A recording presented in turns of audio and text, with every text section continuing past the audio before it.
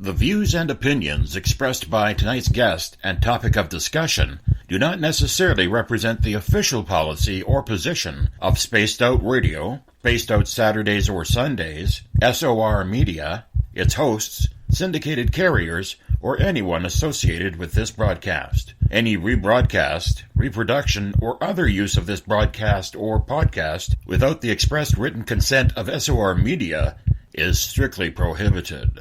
Listener discretion is advised.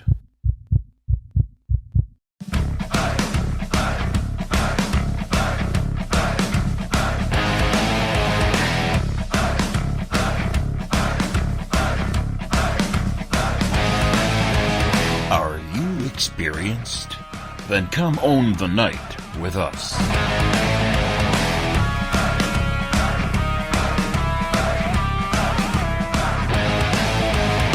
Little brother has taken control, shoveling dirt in every hole. Predators to condemn your soul, watching you and watching me. We're all stationed atop the mountains of British Columbia, live from SOR headquarters. This is Spaced Out Radio with host Dave Scott. We live behind glass curtains and act like nothing's wrong. Soon you will belong. You can follow us on our website, spacedoutradio.com, and on Spaced Out Radio on iTunes. You can follow Dave on Twitter at Spaced Out Radio, and on Instagram at Dave Scott SOR, on Facebook at Spaced Out Radio Show, and on our YouTube channel, Spaced Out Radio. Brother wants to make headlines, be immortalized. Everyone's got an electric eye with the digital spies. They've watched you for so long. I know you're out there somewhere watching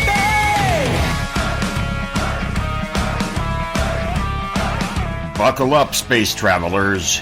It's time to go for a ride on Spaced Out Radio with host Dave Scott. I know you're out there somewhere. We've watched you for so long.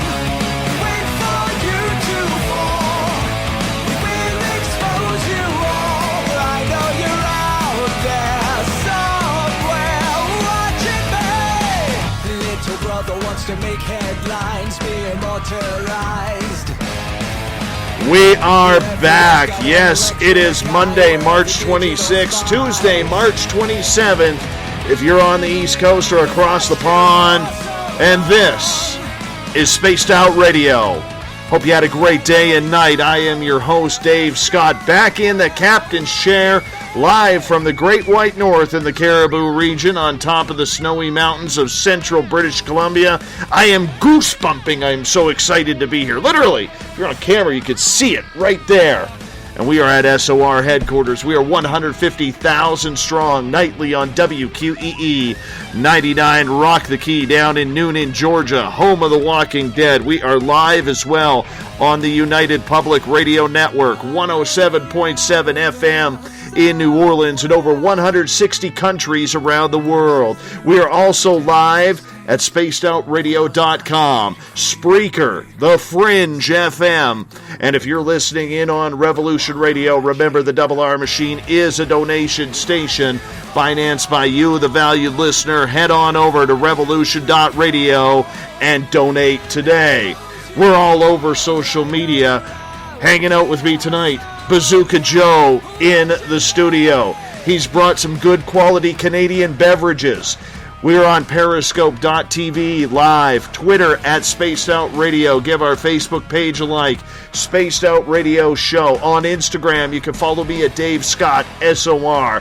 Subscribe to our YouTube channel. Go to youtube.com/Spaced Out Radio. We're on iHeartRadio in the United States, TalkStream Live. Tune us in on TuneIn. Download and subscribe to our shows on iTunes, our website, is spacedoutradio.com. You can go there for a ton of information, do a little shopping at the Spaced Out Radio store, read up on the encounter online, dealing with everything paranormal, strange, and odd. I haven't put my new blog up there because I had a travel day today, and I just haven't had time to write it. I will do it soon. We also got great videos from UFO Seekers, Contact TV, and so much more. Now, tonight on the show, Butch Witkowski was supposed to join us for Strange Days, which happens the final Monday of every month.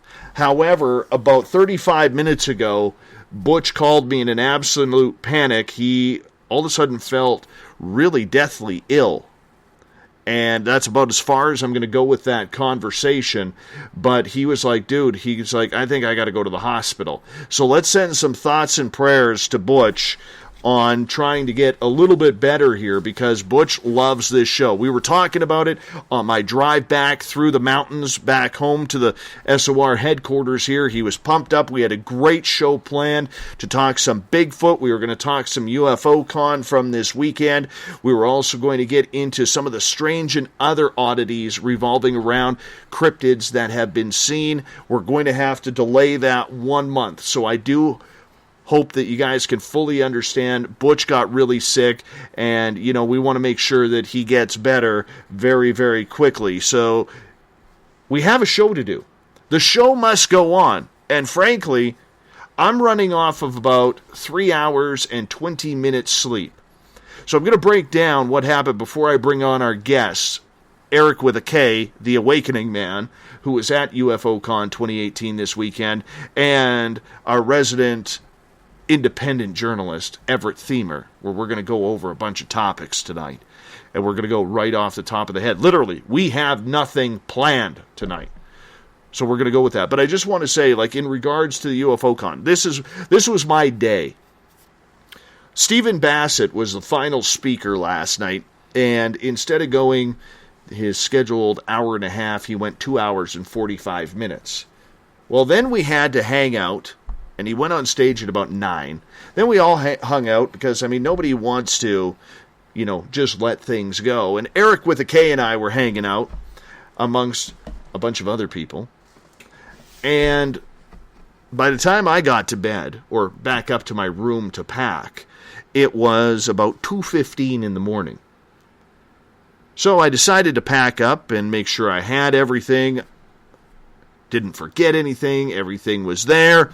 And literally, next thing I know, it's about 3 o'clock in the morning. So I figure I got to be back downstairs in like 45 minutes to an hour. I'll just play a little YouTube. I'm going to set an alarm just in case. So I was downstairs in the lobby waiting for my transit bus to take us over to the airport. I was at the airport for 4:10. Do not remember my flight home because I fell asleep on the plane. Got in to Vancouver about 9 o'clock in the morning.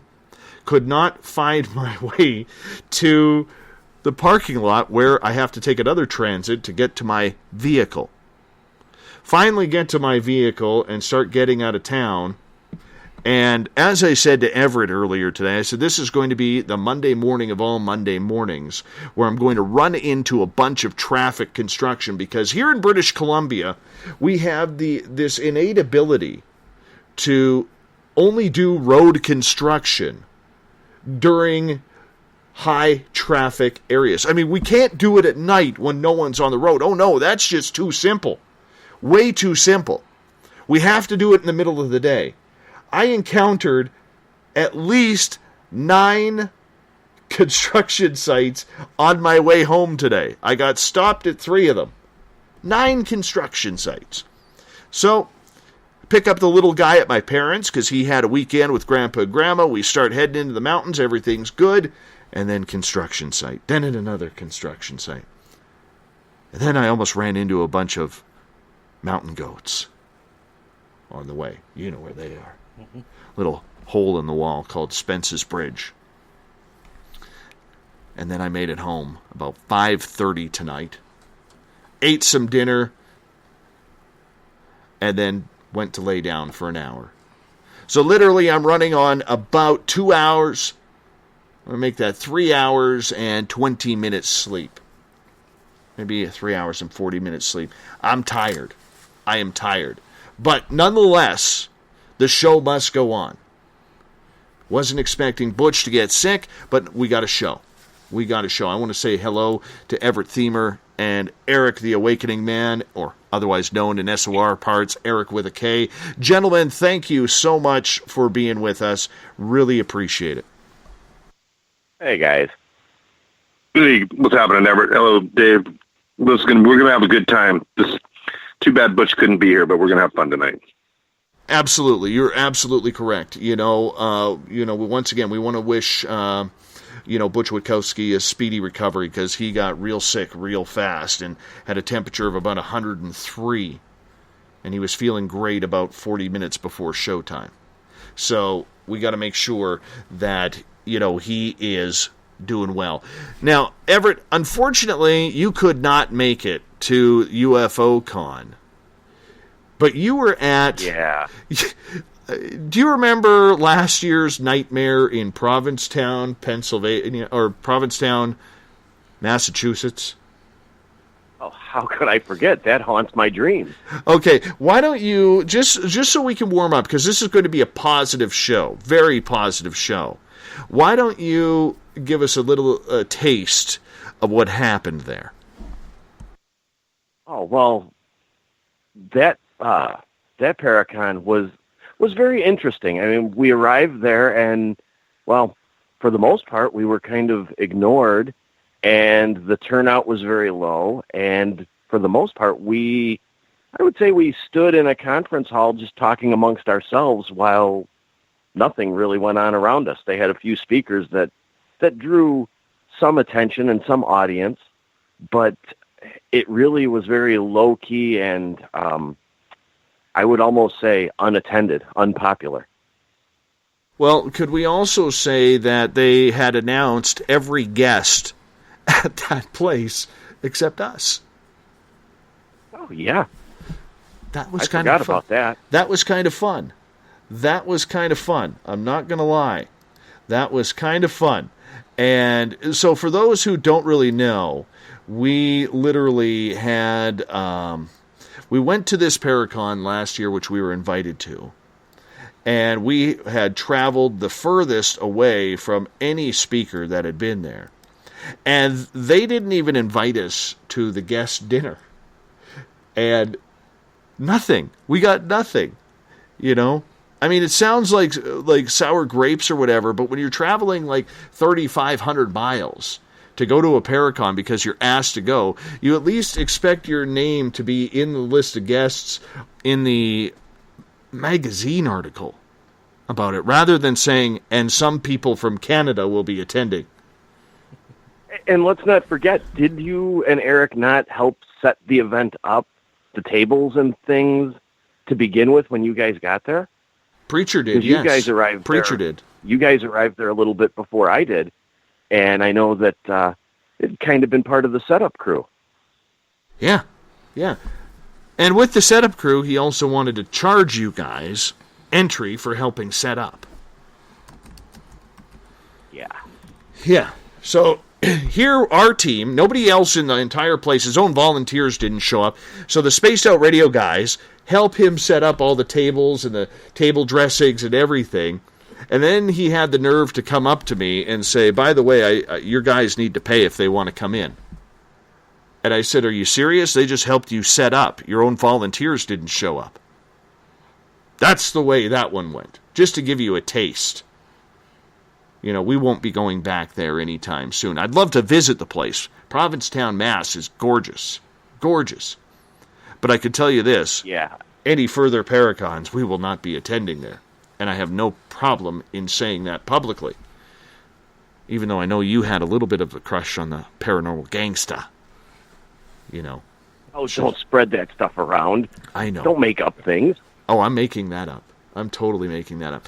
So we're going to fast forward almost 1 year, and we're going to bring in Eric with a K here to talk a little bit about UFO Con 2018, which he's just arrived home. I have just arrived home. And Eric with a K, take us through the weekend. Wow. give me like a time limit. I don't want to take up all 3 hours here, bro. You want like to recap it in like a minute or 2 minutes, or what do you think? Just run with it, and I'll interrupt you when I feel the need. All right. So let's see here.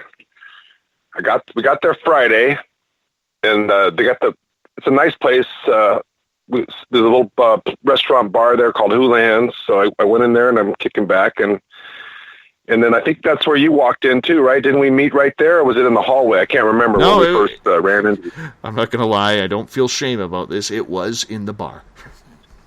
It's all good though, because I did tell you ahead of time that the drinks are on me, and the lunches and the dinners. So whenever we had a chance to meet up, that was part of the deal, because I'm just kind of help sponsor the show because I like your show, and you've kind of taken over the number one spot in my heart, Dave.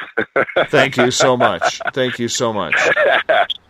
But anyway, so back to the deal. So let's see. So Friday night they had that meet and greet type of deal. And all the speakers, which I did, I was pretty exhausted by about 8 o'clock.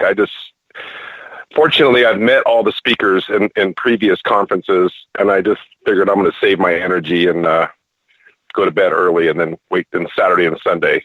And then I'm pretty sure, though, that if I remember correctly, that you own the night. You and Dave Cruz and a few others owned the night that evening on Friday night. Or you want to share a little bit about that, or are we keeping that on the down low? Oh, I don't know what you're talking about. Don't know what you're talking about whatsoever. So, let's talk about you crashing at like 7 o'clock in the evening after you steal a Spaced Out Radio shirt and poster and stickers. You steal it, you thief. I bring I bring one extra large. The lady, was it Tessa at the desk there? Was Tessa that was there? Tessa from the chat room was there helping, yes. And she's a lovely lady, and I like her more now than I even before the chat room. And then who was the other young lady that came that was also that we see in the chat quite often? Teresa. So her as Go Teresa from the chat room showed up as well. Yeah, and she was super cool too. I was like, wow, these people are actually more cool than I thought they were, which was really kind of a plus. It was fun to hang out with them, and but yeah, I went to bed early. I'd burn the candle all the time, so I don't know. I just wanted to be fresh for the weekend because anyway, yeah. But somebody, Dave, I haven't talked to you about this yet, but at about 2:15 in the morning, somebody came pounding on my door. I'm going to bet that was you. No, was it you, Dave? No, it was not. No, it was not. Okay, I could tell you why. Tana Newberry, who was one of the people helping out, her, myself, Tessa, Teresa, and Grant Cameron were all hanging out. We had the tunes cranked, and we were all hanging out having a beverage until like 3 o'clock in the morning. So no, it wasn't us. Now, a couple other people were supposed to join us, Eric, but they ended up going to bed. Yeah. I don't know what happened. It was weird because it actually sounded like somebody was trying to come into my room, and I'm thinking they can't get into my room unless they work for the hotel. But why would somebody in the hotel send somebody up at 2:15 in the morning to try to break into my room? It was bizarre. Maybe the men in black were there to abduct me or something. I don't know. It just seemed really bizarre to me. But anyway, it's no big deal. Mm-hmm. They didn't make. I remember waking up and saying, "What the F? Are you people serious? Whoever's out there, you need to get the F away immediately." and then all of a sudden, the knocking and the banging and the breaking in and entering that was occurring in that moment, whoever they were, they left. So anyway, I thought that was kind of bizarre. Well, but anyway, let's move into Saturday. We're going to talk about Saturday morning. Go right ahead. Now, wasn't it Geraldine, if I'm not mistaken, Geraldine Orozco or Orozco? How is the proper pronunciation? Orozco. Geraldine Orozco. Geraldine Orozco. I believe it was 9 a.m. in the morning, her presentation, first one right out of the chute. And I was looking forward to it because when she came onto your show a few weeks ago, she was saying a lot of stuff that was really getting my attention. I'm thinking, I want to hear more. I need to hear more. And so I was excited. And and she came out with a bang. I mean, her presentation was just completely outstanding, and she had all the pieces of the puzzle very neatly organized and put together in a very well thought out, excellent presentation. And then also the fact that she explained about her experiences going back to, I believe it was around 2014 or 2012, sometime around there when she started recognizing her experiences. And then she started channeling this information. And I got the impression it wasn't her decision to channel this information. It just started coming through her. And it came through her so eloquently and so, I mean, I was like going, oh, everything she's saying is just totally just makes complete sense to me. Anyway, I can ramble all night long about her, and she's a beautiful woman too, and a lot of class. Just a great person. So that was awesome. I mean, that started off. You didn't get a chance to see her presentation, I guess, or did you? I saw about 3/4 of it. I had accidentally slept in. I blame Grant Cameron. Well, what did you think? What was your take on, I mean, what you heard? I mean, what was your gut?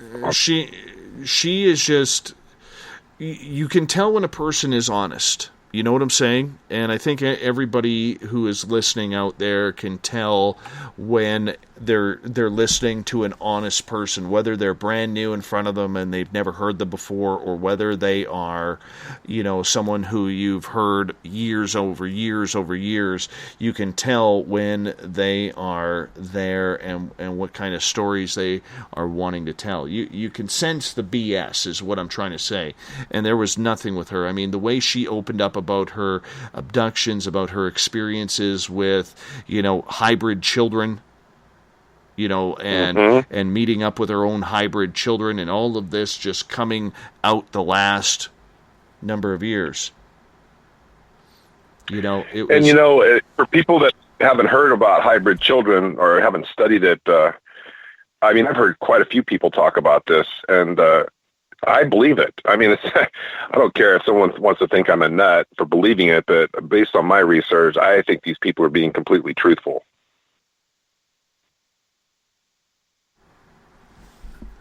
Exactly, my friend.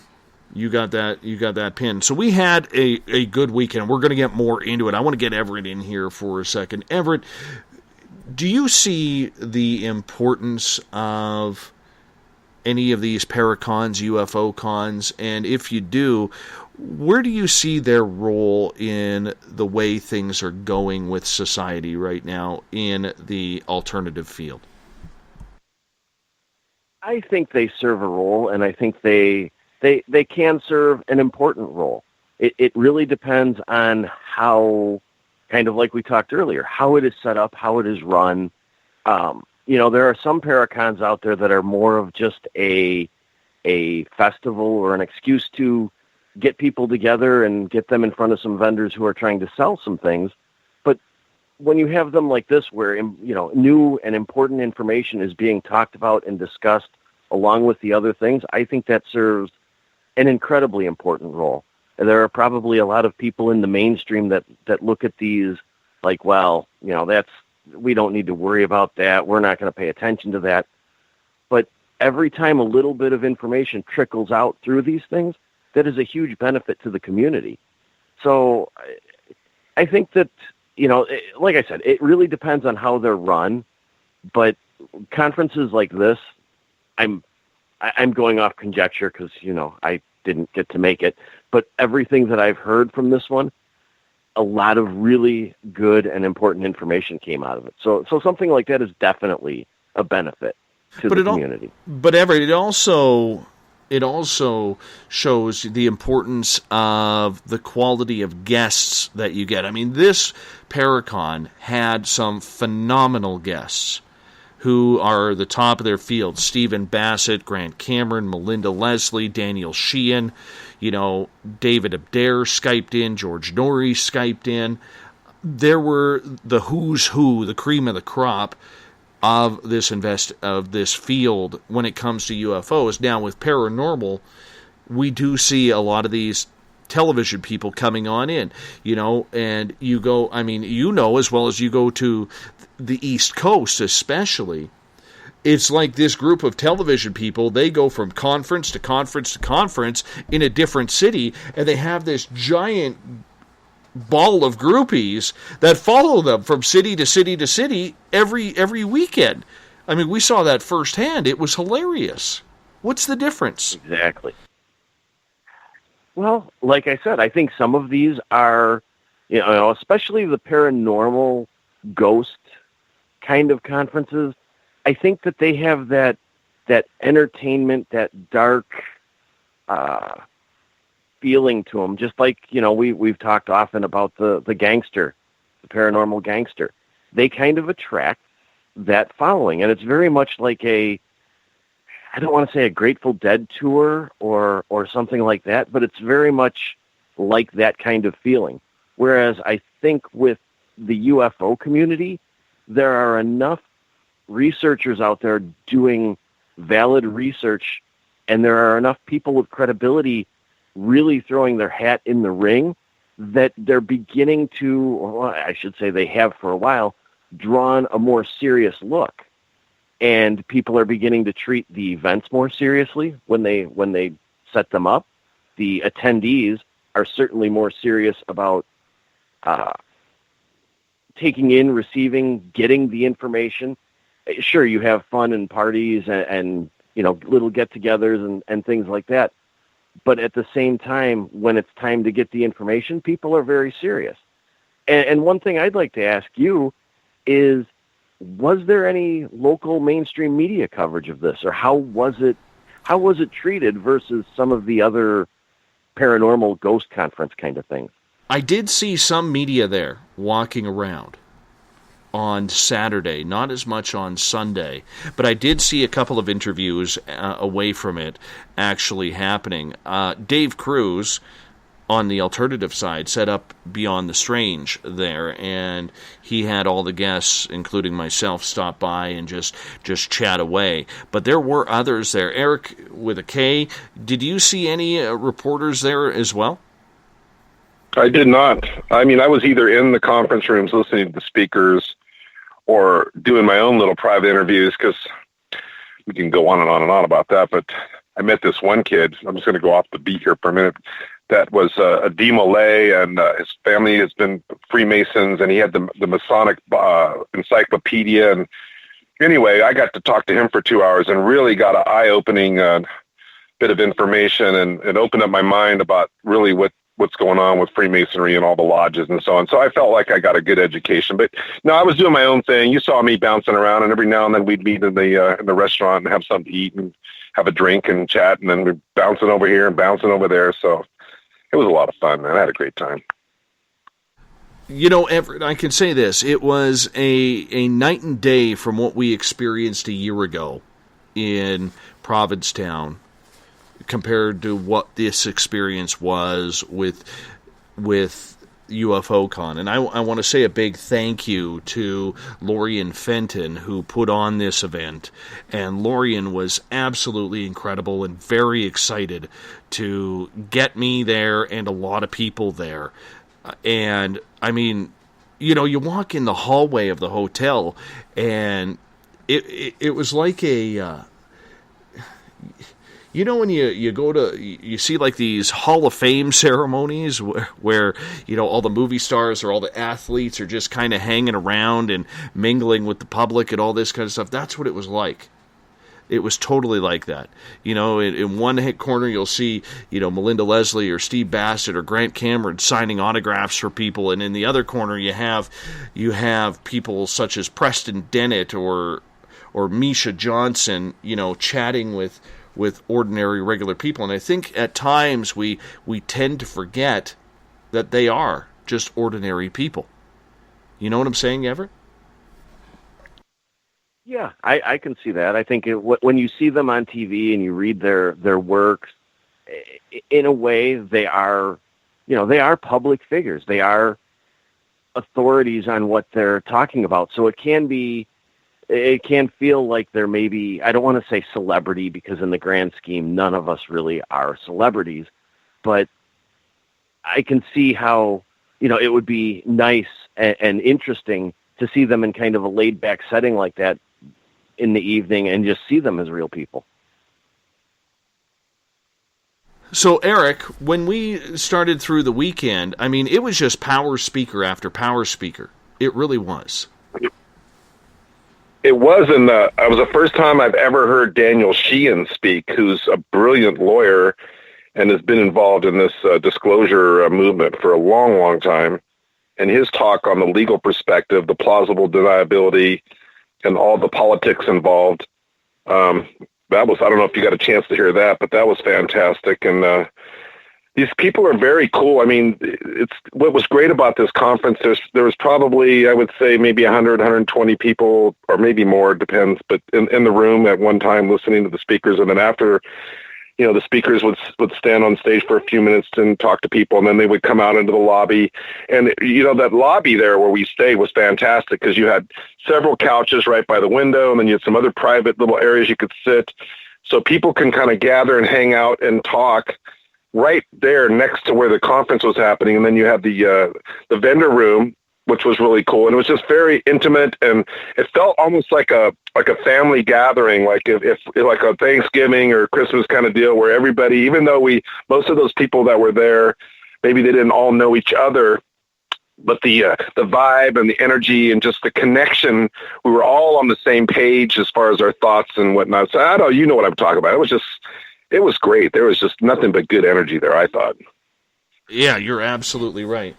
You're absolutely right. And you know what the best part about it is, and our audience will be happy to hear this, there were people bugging me about garden gnomes there.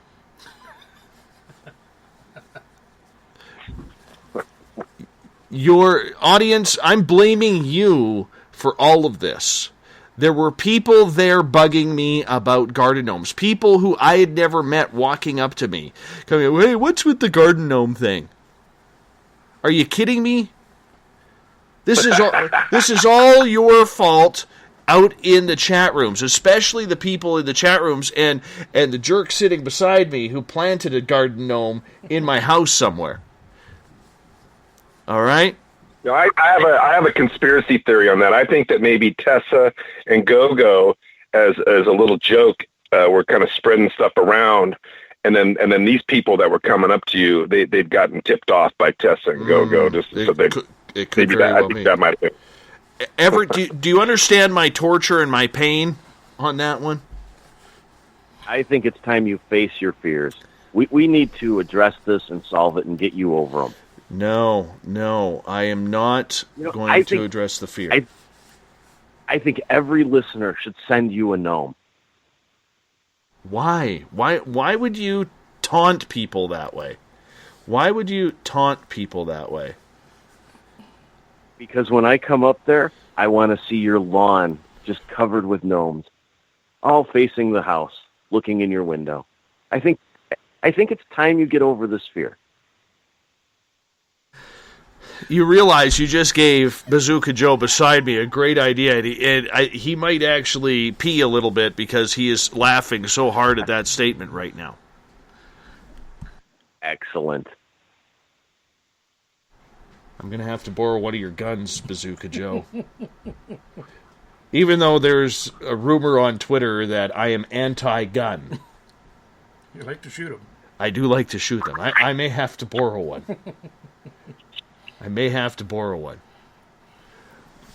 If I wake up to that, so help me, I am going to go absolutely haywire. Absolutely haywire. So that actually happened. People were bugging me about gnomes around there. And I kept gnomes out of my speech. And we're going to get to my speech later on in the show.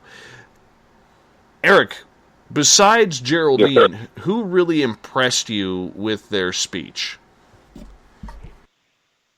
Well, okay, I've got the list right here in front of me. Daniel Sheehan for sure. And then, they Skyped in Lynn Buchanan, which we can't not mention Lynn Buchanan because he's one of the old-timers that, and that was fantastic. I missed part of it, but the good thing is Lorian's going to allow us to access all the talks via her channel that she has, her private channel. So the ones that I missed, I'll be able to go back and listen to. Preston Dennett, he's always interesting, great researcher, really nice guy too. Very good, very phenomenal. Nice. Oh, and it was just Remember, did you get a chance to listen to Enrique Villanueva I did from not. Peru? I did not, but we're going to be trying. I'm going to try and line something up. Audience and Everett, this is actually a good one for you. You got to hear about this thing that they are calling the Zen-dras. Have you heard of the Zen-dras, Ev? I think I've heard of that. Can you go over it a little bit? Absolutely. What this is, and Eric, you saw more of Enrique than I did, and I actually talked to Grant about this because he is very interested in the Zen-dras. It's when you do like this, it's almost like a prayer circle. You gather around in certain areas, and literally it opens up this fog that will all of a sudden appear out of nowhere. And when you enter that fog, some weird stuff is supposed to happen, like it takes you into a different dimension or into a different realm. Eric, are you more familiar with that? Yeah, it's interesting. I'm actually getting goosebumps right now because I'm excited. I'm just going to mention this briefly. You got Suzanne Ross coming on Thursday, and I spent quite several days at her home. She was so kind to let me stay there, and I learned a great deal from her. But she told me about an experience that she had right there between California and Arizona, where the fog and the mist, and as a child, and she went out. And anyway, I'm not going to spoil the story, but yes, what he described, what Mr. Villanueva described, is exactly what Suzanne Ross had told me, and I'm sure that the two of them have never met or spoke. So this is a phenomenon, but I'm not so sure where it's happening or if it's very common, but it is a phenomenon that's real, I believe. So anyways, people are going into the Zen-dras and literally meeting face-to-face with extraterrestrials. It's like a time portal or something. And it's something we're going to get a little bit familiar with, because this is something I want to do. This is something I absolutely want to do, and I'm going to do this. I got to figure this out, how many people you need. So we're going to try and get something on. And you know what? Maybe we'll try and do one of these Zen-dras at the Caribou Paracon this fall. That would be fun. That would be absolutely fun. Because, Everett, I know you're going to be there for that. We're trying to get Eric with a K up here for that, too. And I know Bazooka Joe is going to be there.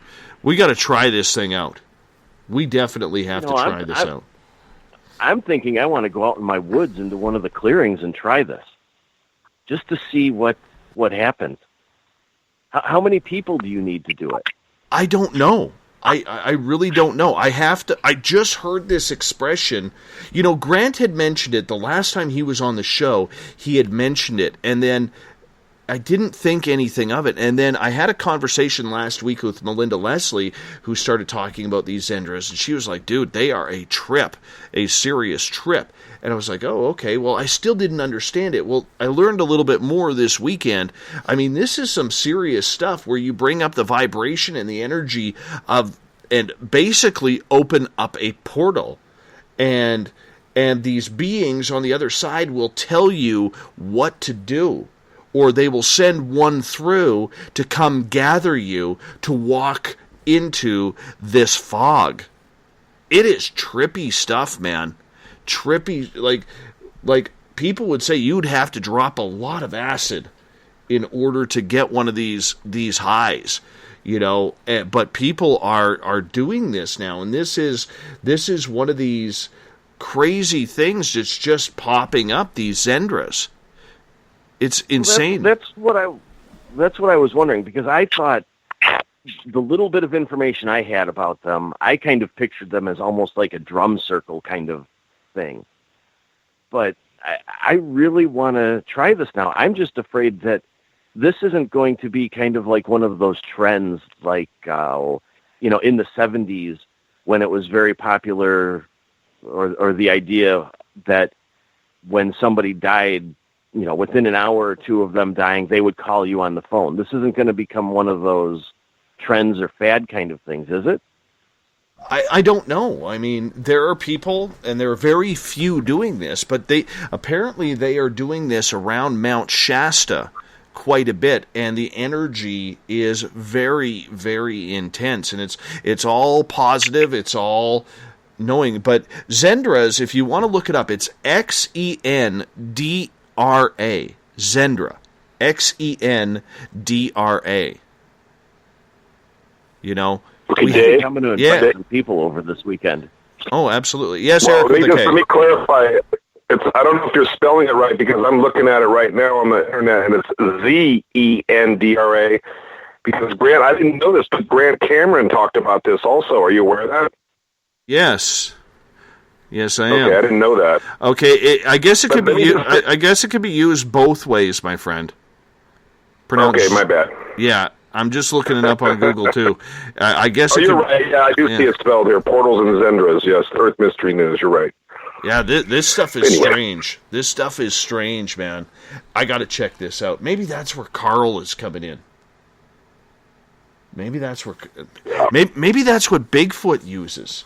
Honestly, maybe that's what Bigfoot uses, guys. Like, this could be some groundbreaking spiritual stuff here, where we could find out the answers to a lot of these ways that these portals are bringing creatures in and out. This could really be it, Ev. If Bigfoot and Carl are using them, doesn't that maybe negate the idea that you have to have people around to generate or summon this kind of portal? Not if they are more evolved. I can accept that. What do you think, Eric, with a K? Okay, well, we got to keep this in mind. I think that I don't believe that you can just go anywhere and call in this fog and go through these portals. These are mystical, ancient, like Shasta, for example. I do know that there's a couple portals in the Sedona, and then also there's one on the other side of Palm Springs near the Gila Mountains. This is where Suzanne Ross says there's a portal. And so in other words, you got to be in the right spot with probably the right people, I'm guessing, maybe to have success with this portal thing. But I believe it. I mean, I'm reading about it right now, and I'm looking at the pictures, and it's quite a bit more known. I didn't even know about this until this weekend. I've never even heard about this, other than what Suzanne Ross told me. Yeah, we're going to have to try this out. Everett, you're going to have to come. As a resident skeptic, you're going to have to make a flight up to Canada. All right? Make sure you turn right. Make sure you turn right in Hope before hanging another. Do you have any? left. Are there any portals in Canada, Dave, that you know Lots. about? Any locations? Actually, really? Okay. Actually, there is a couple that I have heard of within an hour's driving distance here. Okay. Yeah. And well, you know what? Our area actually sits on top of an old dormant volcano, and apparently there is a lot of energy around this area. It's like it's almost one big paranormal portal here as well. So we may have one here. I have to check it out. Yeah. Yeah.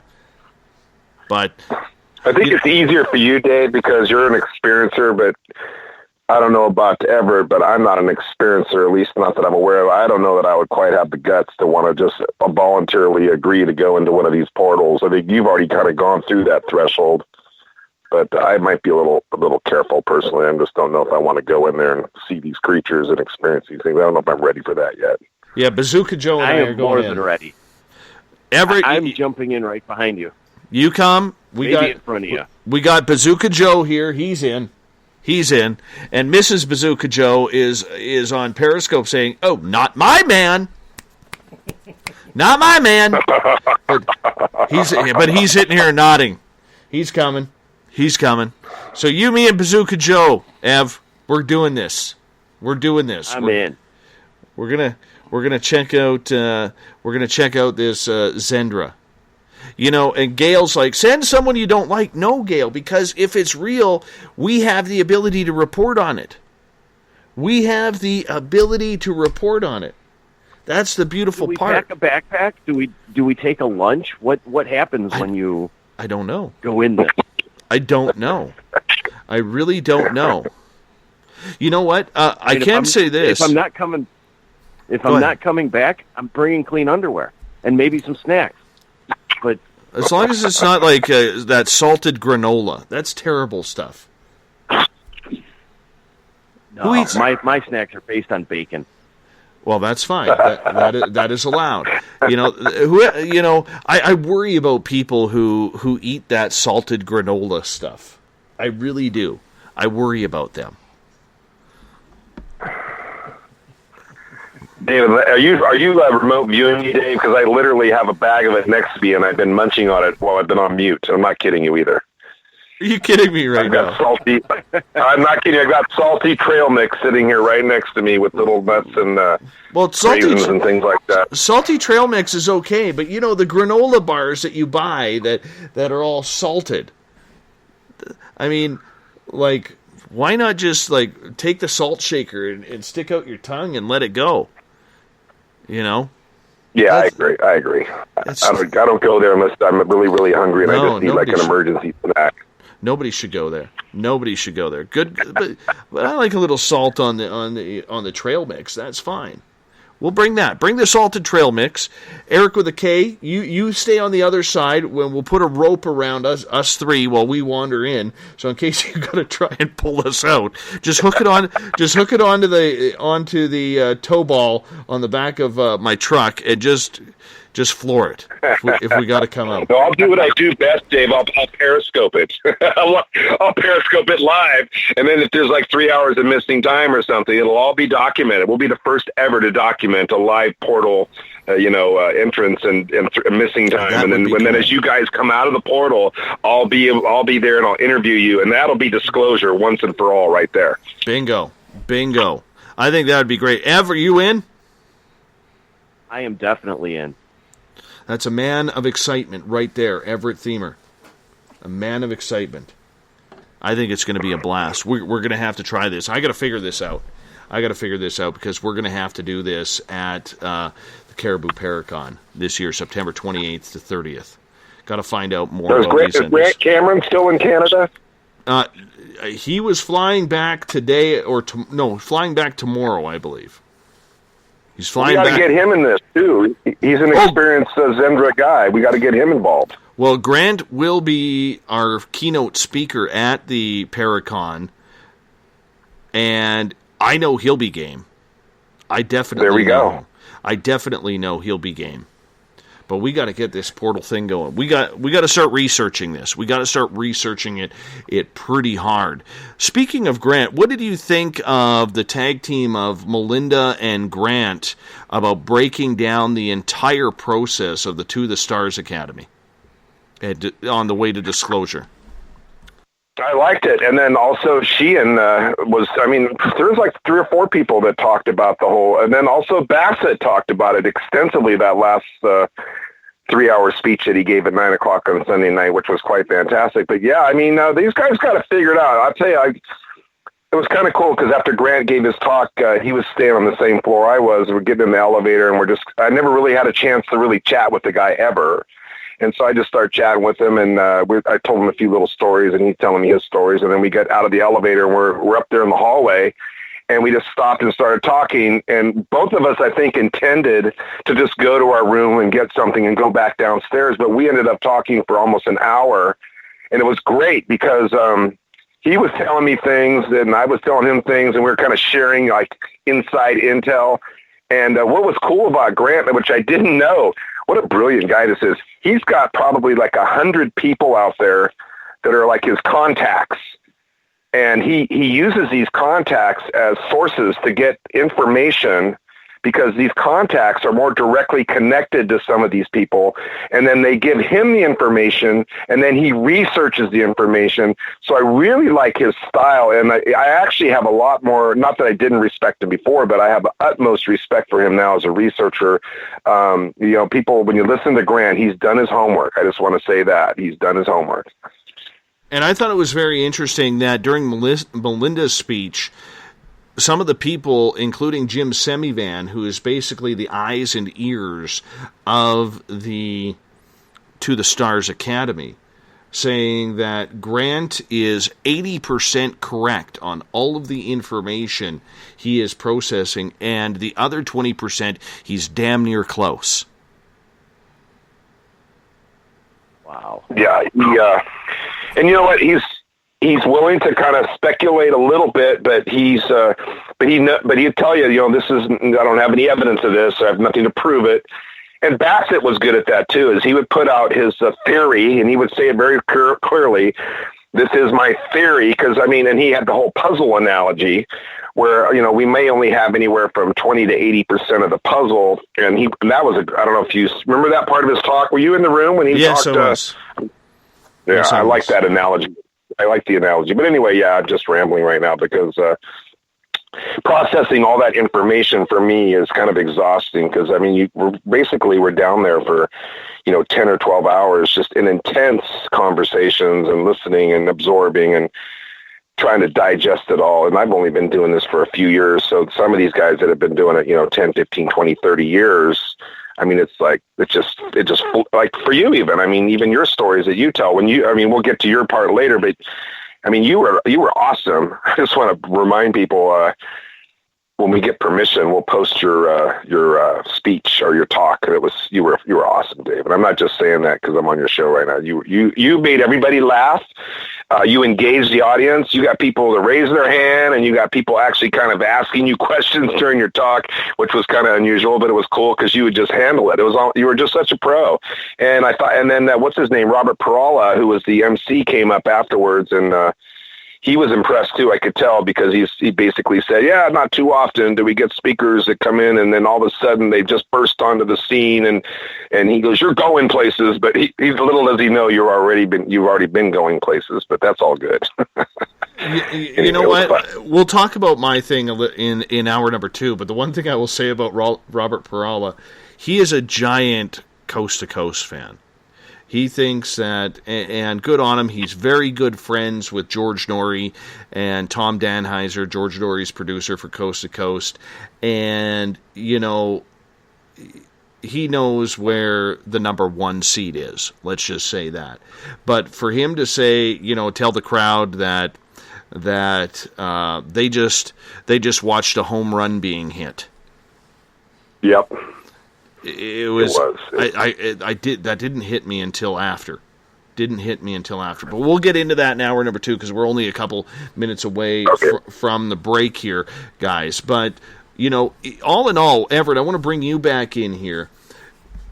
When you sit here and you see a group of people like this, tag teaming, I realize you weren't there, so it's going to be hard, but you do enough research when you see. But when you see the top of the line people going bang, bang, bang with the research that they have done, and it all seems to be puzzle pieces that are gluing together, not just being placed together, but gluing together. When you look at it in a big, big, wide picture, how important is the reality of that research when it comes down to, say, a group like To the Stars, or what Dr. Stephen Greer has done over the past number of years towards disclosure, or what Bigfoot people are doing, or paranormal people are doing? When I look at the big picture, and I actually wanted to ask this of you, when I look at it, the one thing that comes to my mind is that this is great, and it's important research, and it's great to be getting it out there. But was there any talk at this conference about how the word can be spread and the information can be spread more widely towards the mainstream media, towards more people?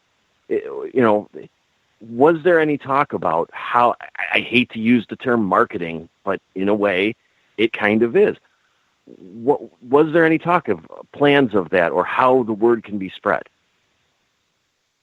I think right now, at least my interpretation of it was, right now there is so much information, Everett, coming out daily in regards to the Stars and who's really behind it and what's going on, that I think there is very little way to interpretate where this is actually going.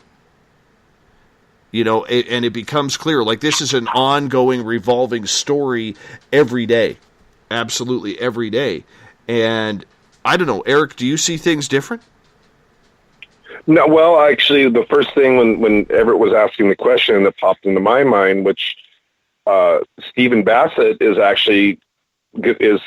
fully planning and has already put all the pieces of the puzzles. He even got a trailer to an actual film that he wants to put in theaters. I think his goal is 1,900 theaters, just like who's that guy that I can't think of him, the big guy that's Moore. Done all the document. Michael Moore. So he's basically the name of the film is going to be called Disclosure.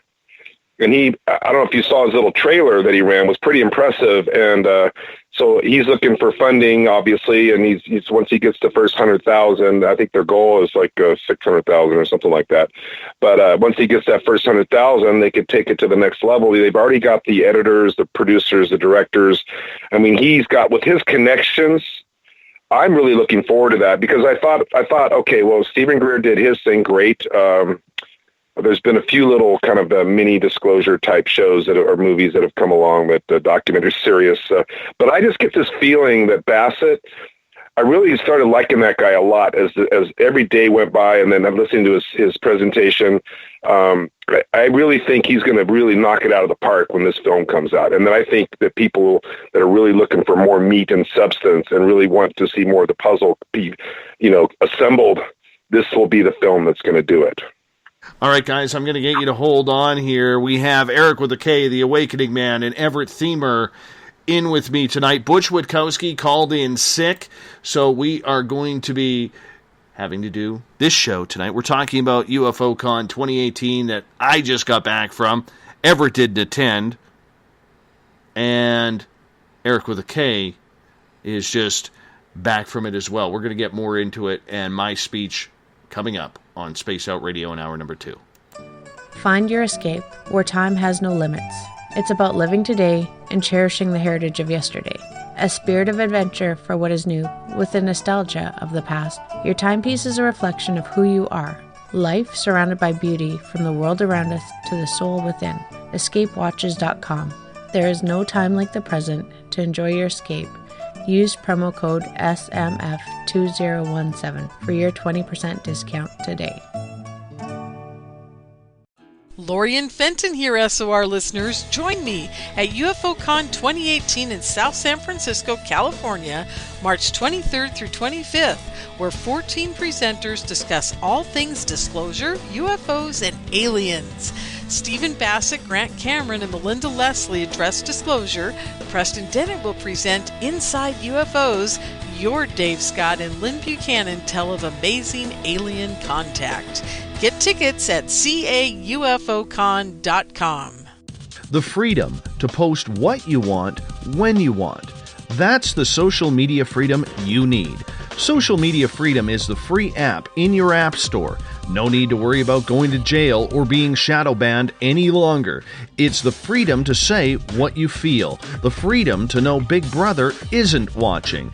It's the way social media is supposed to be. Social Media Freedom. It's time to set yourself free. Download from your app store today.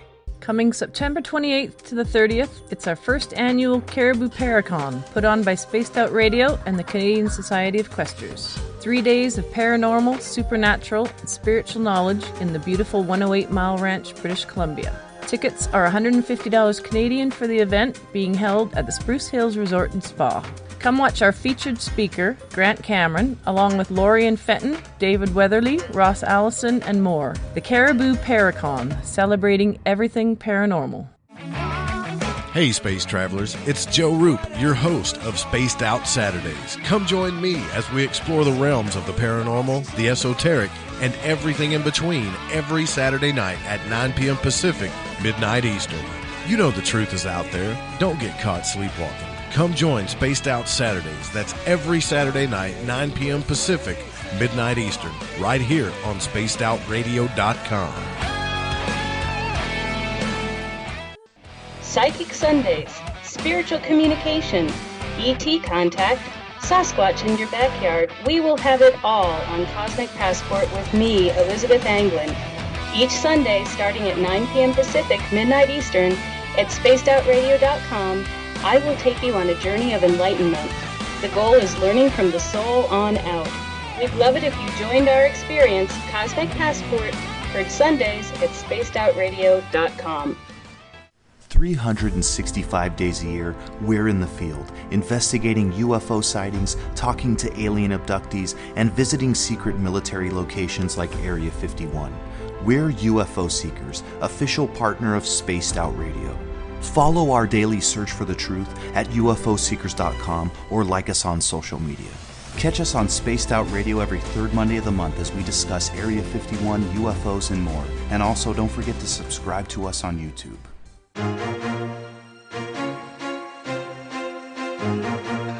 From coast to coast to coast, Blacklight Uncharted is taking on the paranormal across Canada. From ghostly hauntings to the UFOs flying above in conjunction with MUFON Canada, we're closely investigating what's going on in the northern skies and checking out the apparitions that walk among us. Check out our videos right here at spacedoutradio.com. We want to know your thoughts, we want to hear your experiences, and we want you to share your stories. The answers are out there, and we intend to find them. It's paranormal news at its finest. Welcome to The Encounter.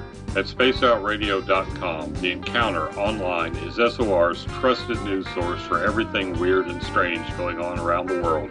This is news editor Eric Markham. Our team of journalists are scouring the planet for those strange stories that rarely make the mainstream. No fear-mongering or fake news here. Head over to spacedoutradio.com and encounter The Encounter. Want to learn more about aliens, cover-ups, conspiracies, cryptids, and the paranormal? All you have to do is tune in S4 as we take over the Spaced Out Radio night, starting at midnight Pacific, 3 a.m. Eastern, each and every Saturday night, right after Spaced Out Saturdays. Hi there, this is Eric Cooper from Forest Moon Paranormal. Join me, Corey Ruiz, and friends as we discuss the hot topics of the night. It's fun, entertaining, and as dark as the night. Find us at spacedoutradio.com. Are you interested in advertising on Spaced Out Radio? Head to our website at spacedoutradio.com and click on our advertising tab. There, you will find an assortment of ways you can get your product out there with us, from radio commercials to banners and social media. Have a product you like our hosts to endorse? We can do that too. Visit spacedoutradio.com for more details. Do you want to know what's really going on in your world? Do you have questions about who you can trust in the mainstream media? Then look no further than the Rebel Planet. Come get the straight answers right here at spacedoutradio.com.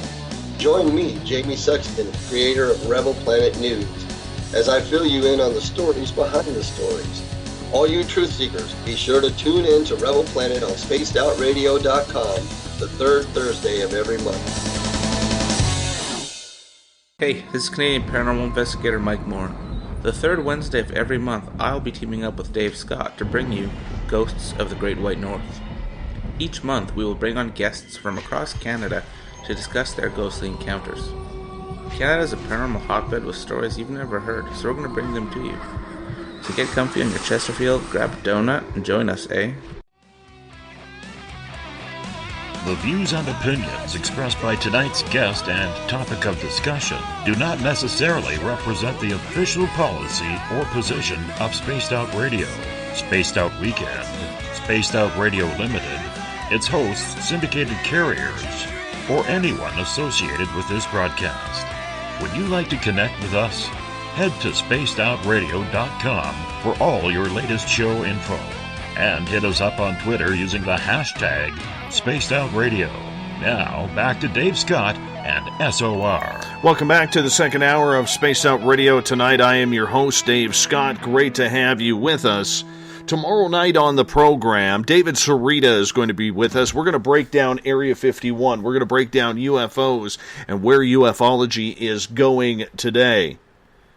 We're going to be live at 9 p.m. Pacific, midnight Eastern Time. I will be rested up for you at spacedoutradio.com. We want to welcome in everyone listening in on WQEE 99 Rock the Key down in Noonan, Georgia, home of The Walking Dead. We are live as well on the United Public Radio Network, 107.7 FM in New Orleans, and over 160 countries around the world. We're also live on the Fringe FM, and if you're listening in on Revolution Radio, remember the Double R Machine is a donation station financed by you, the valued listener. Head on over to revolution.radio and donate today. Bill Cardwell has set the password for tonight in the SOR Space Travelers Club. Truthiness. Truthiness is your password. Make sure you use it wisely, Space Travelers, as Bill sets a password each and every night right here on the mighty SOR. Now, if you want to follow us on social media, we are live on periscope.tv. We're also on Twitter at Spaced Out Radio. Give our Facebook page a like, Spaced Out Radio Show. On Instagram, you can follow me at Dave Scott, SOR. Subscribe to our YouTube channel. Go to youtube.com/Spaced Out Radio. We are on TalkStream Live. Tune us in on TuneIn. Download and subscribe to our shows on iTunes. Our website is spacedoutradio.com, where we have a plethora of features for you. You can shop at the Spaced Out Radio store, rock out to some Bumblefoot, read up on the Encounter online, where my latest blog is, and you can also watch great videos from UFO Seekers, Contact TV, and so much more. Now, it's the final Monday of the month. We were supposed to have Butch Witkowski on tonight, but literally about 30 minutes before showtime, he got violently sick and could not make it onto the show. So we have Everett Thiemer and Eric with a K, the Awakening Man, on with us. We're talking about UFO Con. We're talking about cons in general. Paracons, UFO cons, Crypticons, whatever you want to call them. Gentlemen, welcome back. Hey, thank you very much. Now, I'm going to describe it, okay? I'm not someone who likes to brag. But I'm going to tell you guys, I have never felt in my life that I hit something out of the ballpark as much as I did this weekend. This was a very, very big moment for Spaced Out Radio, and those people out there, especially our fantastic listeners who had, who have heard our stories before and have heard, who have been a part of this show, just really trying to help us build, help us grow, showing, and spreading the word about SOR, and which I absolutely love and adore. Everybody does that, but this was our first real test of getting out into the public and telling our story. And a lot of people going into this, it was a little funny because a lot of the guests knew who we were because they've been on this show. We just hadn't met face to face. So there was a lot of people out there who were very excited about getting to know me personally. Finally, shake a hand, have a hug, whatever it was, just talk personally. Then the public, though, they would stare at my name tag. And it would be like, okay, well, I wonder who this guy was. And, people are shy. They don't want to go to the new guy. They don't want to come up to you and say, oh, hey, how you doing? Now, there was a few out there who literally came up and said, hey, I've caught your show a couple of times. I think you do a great job. It's nice to meet you. But for the majority of people out there, and there was about 130 people in there sitting down at the time to listen to me, which I was thoroughly impressed with. They didn't know who the hell I was. And I'm quite okay with that. I don't take that insultingly or anything. But I'm going to get Eric to come in here for a moment and kind of take us through everything, because Eric was in the stands watching, and he could break it down better for you guys than I think I can with everything. So, Eric, I'm going to give you the ball here. Yeah, well, I'm just kind of reviewing the video here. I like the title of your talk was I think, correct me if I'm wrong, the end of my happily boring life. Is that what it was? That's exactly what it was. And you know what? that right away, I mean, you tickle people's, humor button, so to speak. And so that was just a great way to kind of break the ice. And then what I loved, which I think more people should do this in any presentation, is you immediately engage the audience by, kind of presenting some ideas and some thoughts, and then asking questions and having people raise their hand. I don't remember all the specific questions. Well, let's just chat about this. Tell me, you probably remember because you gave the speech. What were some of the questions you were asking the audience? Do you recall some of those questions that then they were raising their hand? I wanted to know how many people were experiencers, whether it was the paranormal, whether it was UFOs, cryptids, because I think that's important to feel the dynamic of the audience. What is their opinion? Or are they a bunch of people? And I would say that when I asked who was an experiencer there, literally about 98% of the audience put their hand up. One way or another. It wasn't all UFO. It wasn't all UFO. Some were for Bigfoot. About half of them had ghostly experiences. Alien experiences. So just like on the show, I try and integrate the audience because the audience is very important. It's very important. You know? And in order to engage them and to make them part of the process and part of what is going on, whether it's right now during this show or whether it's, up on stage, I think it was important to bring them forward. You know what I'm saying? And acknowledge them. And, I started off with, the 3 words that were the most important that any of us who are experiencers could hear. And that was, I believe you. Yes, exactly. I remember that. Yeah, it was perfect. Yeah. You can continue on. Okay, I was just thinking back that. Oh God, I people that are listening, I just want to be very clear about this. Although I like Dave and respect him and enjoy his show, this is not me trying to put him on the highest possible pedestal to look good in front of him. That is not my my motivation. But I call it like I see it. There's people out there I don't vibe with. It doesn't mean I don't like them. It doesn't mean I don't think they're liars. I just don't feel their intel. But the way you presented your presentation, going right into you kind of add a little humor right away. You're asking questions. You're engaging the audience. You mentioned then Spaced Out Radio, and you kind of set the stage. You got like 150,000 people thereabouts on certain given nights. So you and then you just kind of established that for the people that didn't know who you were, you right away, in a very, I like the way you handled it because you like you said in the beginning, you're not a bragger and you aren't, but you put it out there with confidence and with assurance and people felt that.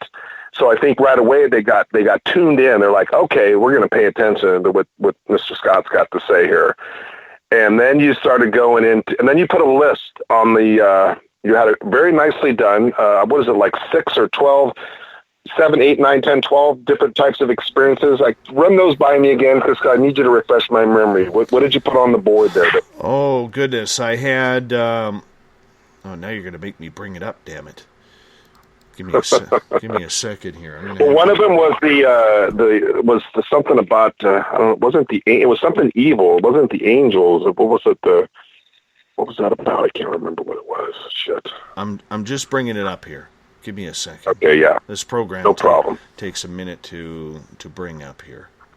Once I get it up, they wouldn't let me. They wouldn't let me take pictures, and normally I could sneak some pictures, but they were really on me about periscoping and pictures. So I told Lorian that I did have some pictures, and she said, "Please take those off." And I said, "Okay." She goes, "I'll have them. You can have them all in a couple days. They'll be on my site." And I said, "No problem." I just, because I had a feeling that we'd be talking about this soon. I just like to have references that are in front of me. I can kind of recall easier that way when I'm looking at the presentation. Well, obviously one of them was your gnomes. I think you had them. It was. I'll read the list of what I talked about. It was seeing the angel of death, leading to psychic intuition, and then Angel of Death Part 2. Ghosts started coming around. UFOs started arriving. Hi, Bigfoot. The landing. What the F is that? I Got Taken. Space Out Radio. Hi, Carl. We Own the Night. And my ghost tour. Yeah. Now, I'll tell you what got me, because I had never heard this, and I don't know, I'm assuming you've talked about it on your show before, but I had never heard you talk about your experience with your mother, and you were, I believe you were in the living room, and she was going through the cancer, and I'm just going to paraphrase as best I can remember, that the message that you got, I believe it was from somebody, I can't recall, you can remind me, but that mom needed more love and more attention and so on and so forth. But prior to that, you told about an experience that lasted 2 or 3 seconds, if I recall, where you were looking at your mother there in the living room, I believe, and all of a sudden her eyes went completely black. And this was the angel, the angel of death that showed itself to you through your mom, and then obviously then I believe that Angel of Death Part 2 part of that story was that they didn't expect that you were going to see that. It was almost like a shapeshift kind of thing in a way, and then once they realized that you had actually experienced this, then it's like, okay, we're just going to go ahead and tell you some more stuff. So can you summarize that a little bit, because I'm going to guess most people listening right now, that was a great story. So what had happened was my mother was a 2-time cancer survivor. And, well, she still is. I shouldn't use it in past tense. And literally what happened, and Everett's heard this story numerous times. What's happened is I walked in on December 13th, 2011. I walked into the kitchen from my dining room because my parents were getting ready to leave that night. We had a house full of people, and as I walked in, the entire household I had like 20 people in my house. Nobody was moving. The TV was silent. And I walked up to my mom to give her a hug. I opened up my arms, and her beautiful blue eyes were jet black with her white pupils now looking back at me. And that's where I just immediately knew I was looking into the eyes of the angel of death. You just know. And that's what started everything for me. And then later on, I ended up channeling him. Yeah. And that was that one of your, when was this, around 2012 or 14? I don't recall the year that you said that occurred. December 13th, 2011. 2011, okay. And was that your first, well, I don't know about first, but the first kind of major type of experience that really made you think, holy, No, holy crap. I had seen one UFO before and one maybe UFO, but years previous, like 10, 11 years previous. And I had lived in a haunted house and worked in a haunted building. Okay.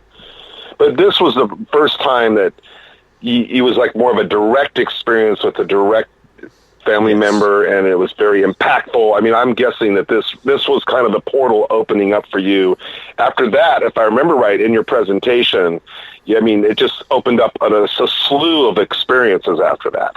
Yeah, and it just got the ball rolling. Absolutely. Yeah. Got the ball rolling. Everett, you want to jump in too?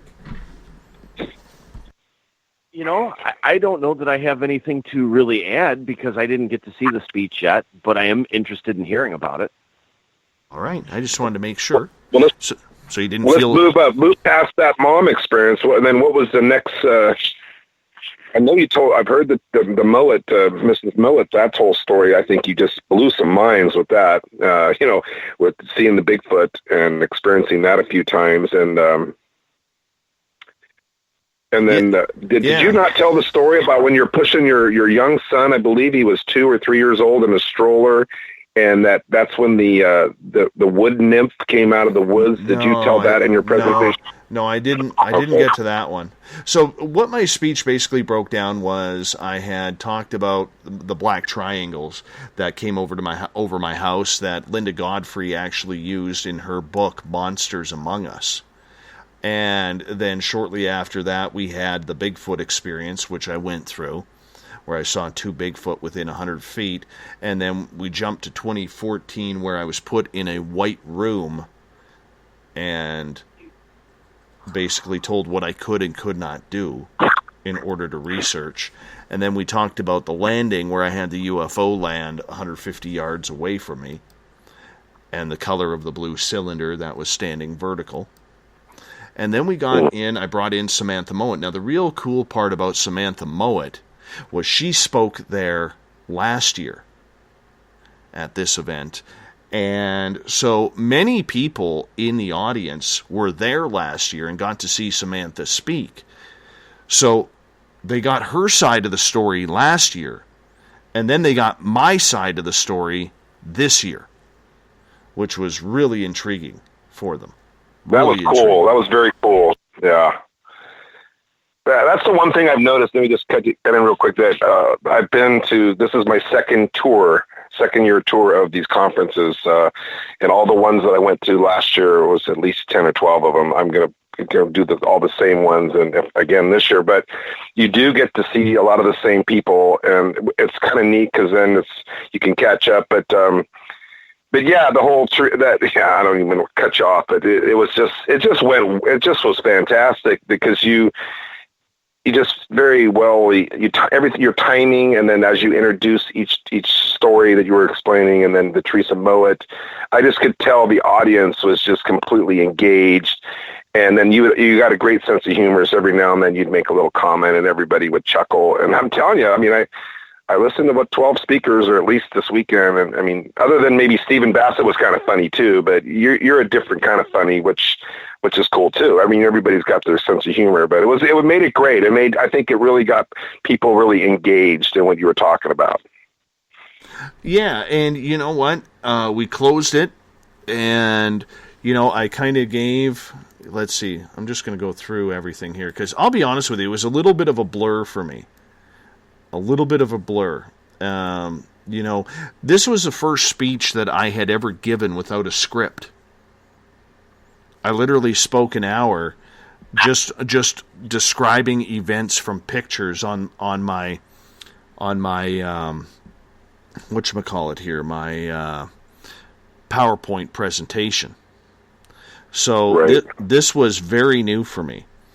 And, explaining the alien that was, that Samantha and I had seen, and then explaining that what happened when I got talking about, having to go to the bathroom while I was getting implanted. Yes, and then waking up in the bed with your face flat on the bed, and what you said, you never sleep that way. You always sleep on your side. As you're telling me these things, I'm recalling, because it was a blur for me too. Because, but what was cool is that you didn't have a script. You did have a few things that jotted down, but once you got going, you didn't have to once refer to anything. And I think you were the only one of all the people that did the presentation that was just going strictly from memory. And I think that's why you stood out in my mind, is because it just flowed. There was never any kind of interruption or any kind of like break in your thought. It was just a continuous stream of thought. And that's what kept people engaged, I think. They never once got distracted because you were just flowing. We also got into a few different tidbits in regards to some of the strangeness that has happened around this show, from when Anthony Kenyatta was on the show and Harold the Haunted Doll showed up beside me during the broadcast, when Carl came back, when Olaf Phillips was on the air.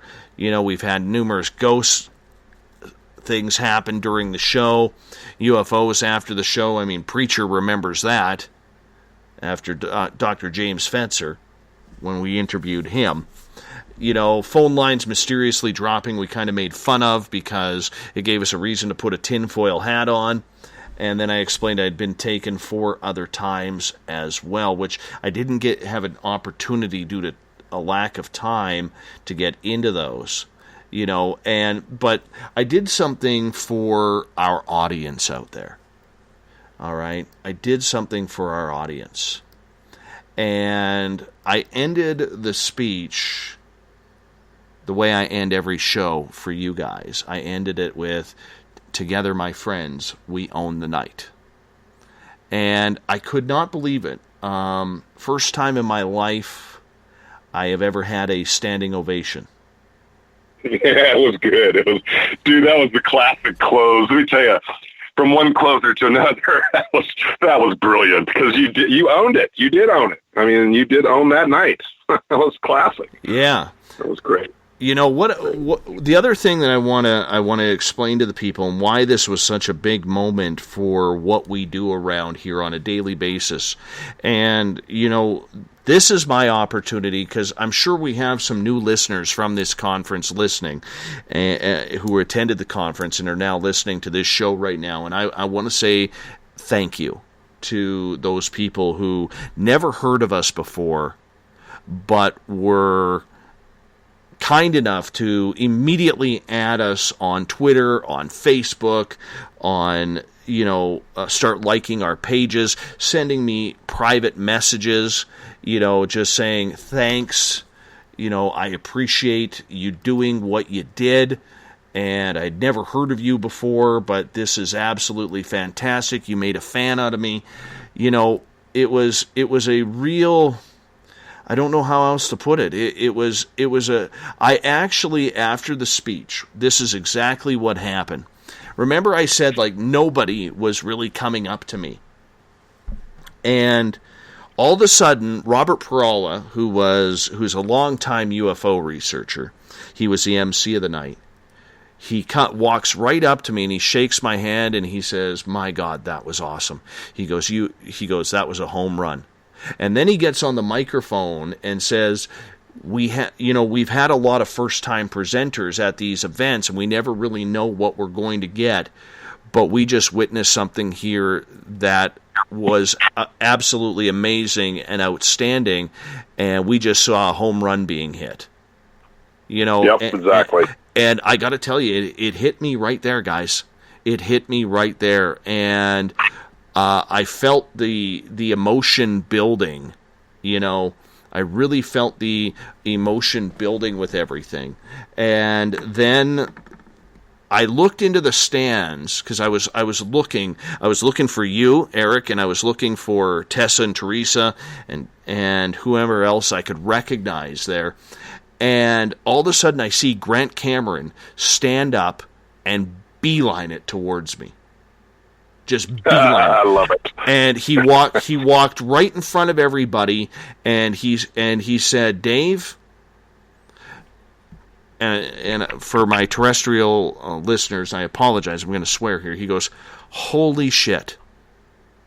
He goes, I had no clue.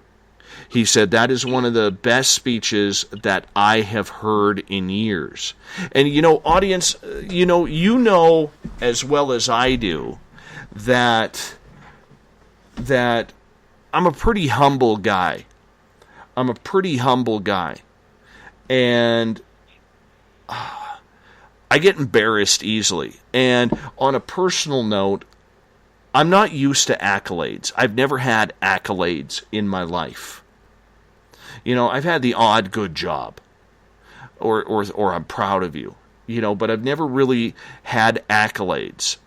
And when I have strived for success, there's always been somebody there to kick me down. And I'm sure a lot of you are like that as well. But to hear somebody who I admire and respect, like Grant Cameron, come up to me, and I fawn over Grant. I really do, because I think he's the number one researcher out there right now, and I'm not the only one who thinks that. A lot of the people who were in that building speaking believe that as well, and it was said a number of times during this program. And when Grant came up to me and said what he said, and then he immediately followed up with, "I'm getting a hold of Stu Bundy from the Alien Cosmic Expo. He has to have you speak there. I'm emailing him right now." He goes, that was impressive. That was absolutely impressive. And then the next thing I know, Robert Perala is still speaking. He's not even talking about the next speaker. He's still speaking on the microphone about me, and I get mobbed, literally mobbed, by people whom I've never met before, who want to come up and say, thank you for believing me, and thank you for presenting. I've never heard of you before. It's something that I'm going to start listening to you now. And you know what? I want to just say this for a second, okay? And just let me have my moment here. I started thinking about everybody, and I was barely holding it together. Okay? I started thinking about everybody, guys. Everybody. I started thinking about, when I started the show with Johnny Enoch and he had to convince me to do this show, when I was at 15 listeners a night. And then I look at like everybody in the chat rooms and I see the numbers from everywhere. And then I start thinking, okay, this is impressive.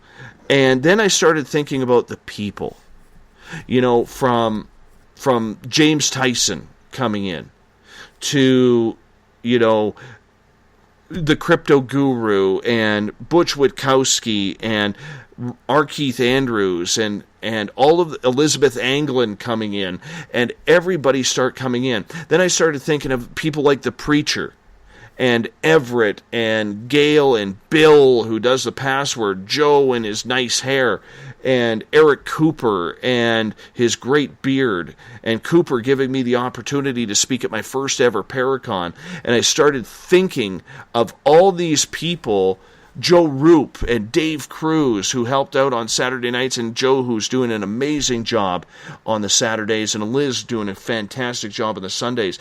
I just immediately started thinking about everybody there, man. In that moment,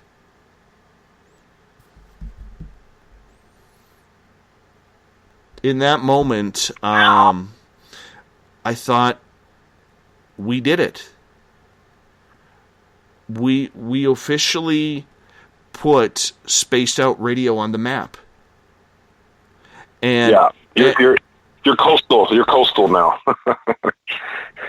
And it was emotional for me.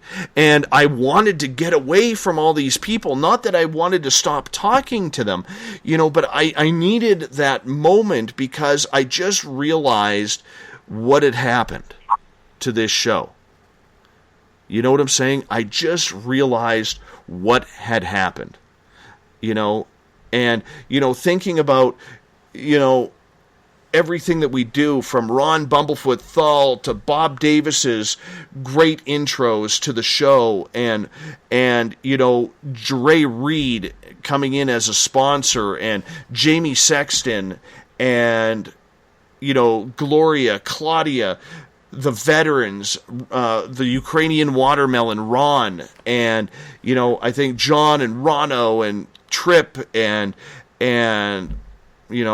absolutely everybody. I know I'm leaving people out. I totally know. Bazooka Joe right beside me. My friend Corey Greaves, who's been, you've seen her in the chat rooms, everyone. Carrie Mingo, the people who helped me, Tara Spender and Mark, Bazooka Joe and Bazookette Joe. And, my family, my children, Mrs. Escobar, my parents, everybody to that moment. It all wanted to come out, and I couldn't move. I couldn't move because all these people who didn't know what we as an SOR family were all about, we all of a sudden won. We all of a sudden took that big step that we had talked about, and it's the first step of a lot of really cool steps that are coming in the extremely near future. The extremely near future. And, I owe a thank you to everybody close to me in regards to it, okay?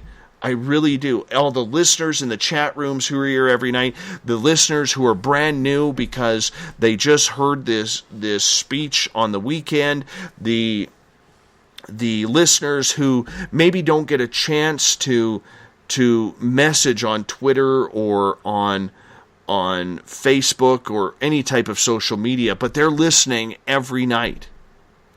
And it was... I just, I hate to, I'm not even hating to say it. I just wanted to be alone and just have one of those hard work is finally starting to pay off crying moments. And I couldn't. I absolutely couldn't. Because everybody wanted to chat with me. And I wasn't used to that. I really wasn't. It was insane. And it was crazy. It was crazy. Go ahead, Ev. I was just going to say, enjoy it. Relax and enjoy it. You have a lot of hard work coming up. And now there are going to be a lot more eyes on you. And that's good because you have a great team behind you to help you continue to guide the show. But you deserve it. And get used to the idea of being in front of those people and having people want your attention and interacting with them like that, because I see a lot of it coming. I concur. And I appreciate that, guys. And I'm not trying to make this a love-in or anything, but this was a massive, massive moment for everyone a part of this show. And when I say everyone, I mean everybody, even in the audience. Everyone in the audience as well. And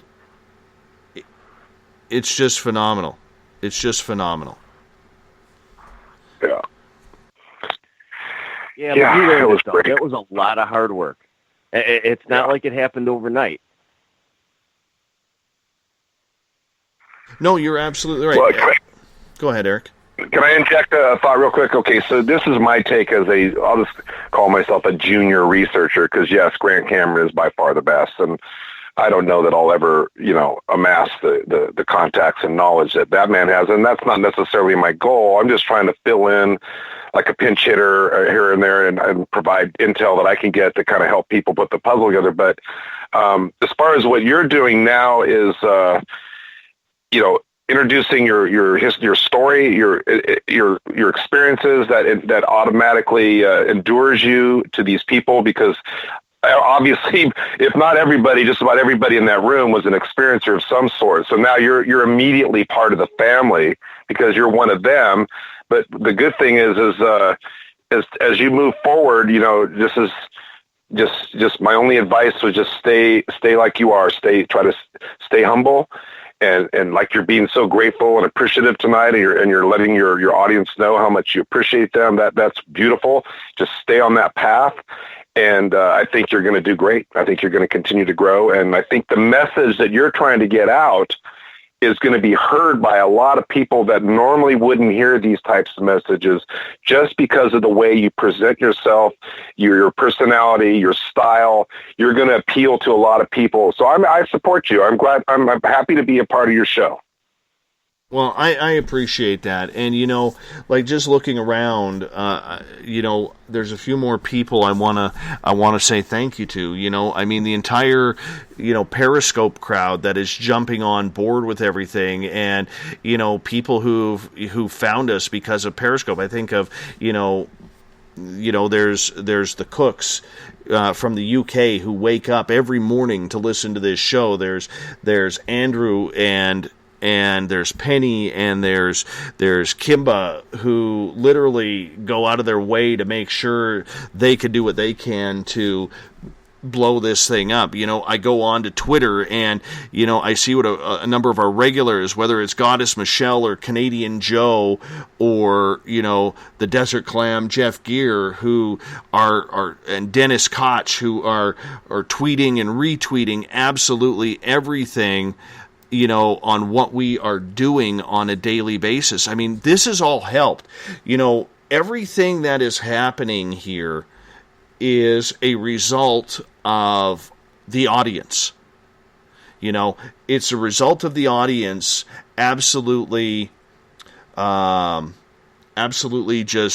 just pushing it, and the audience pushing me, and when you have people like, whether it's Preacher, or whether it's Cooper, or whether it's one of our guests that are pushing us, that are pushing us to that limit where we need to make this better, and I'm going to be, and as Everett said moments ago, we now have to prepare for that next big step. We know it's coming. We already know what's going to happen.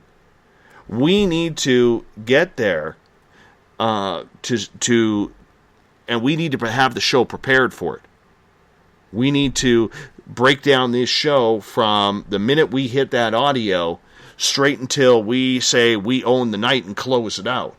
We got to go over every minute of this show, because if we want to get where we need to go, it has to be done. And that's how we try and stay on top. If anybody wants to view any of the speeches from the UFO Con, get a pen and paper. I'm gonna try and type these out here, okay? So it is CA UFO Con. So CA for California, UFO, and then Con, CON.com. CAUFOCon.com. And they'll be up in a few days, and then you guys can catch any of the speeches. And I really highly recommend that you catch Grant Cameron, Daniel Sheehan, and we're going to be bringing a lot of these people on the show. So it's CAUFOCon.com. And I would love for you guys to go, and I believe you may have to purchase it. Okay, I don't know what the prices are or anything like that, but that is something that, I highly recommend, just to hear Melinda, Grant, and Steve, and Daniel, and Geraldine, and everybody to check out. I would love for you guys to check it out. I think it would be great. So it's fantastic. It was a great event, and it was a real win for all of us, because I've always said to our audience, and Everett, you've been around a little bit longer than a lot of people here, but how many times have I said we compared to me? We being the audience, everybody who's involved. I rarely hear you refer to anything in the you sense. Everything is a team effort, from everybody behind the scenes to the audience. It's very much like a family. I mean, when we talk about plans and things that we want to do, it's entirely focused on what we think or what we know the audience wants. And, you're lucky. You have a great team behind you. There are so many people that see a lot in you. And, God, I hate to make this sound like a love fest, because you know how I feel about those.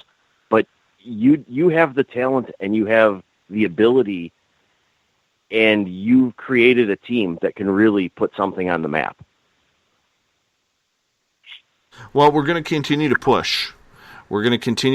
And, Eric, one of the things that I just remembered as I was kind of going through everything is it was about when I mentioned that I wanted to do my speech on the mainstream media and the reason why they are treating the UFO field the way they do. But Lorian really wanted and forced me, and I think in a good way, to talk about my own experiences to help bring me out into the field. But when I had mentioned that I'm one of the rare breeds where where I had I was not only a journalist but an experiencer as well. That surprised me, Eric, that there was actually a rousing applause for that, to be honest with you.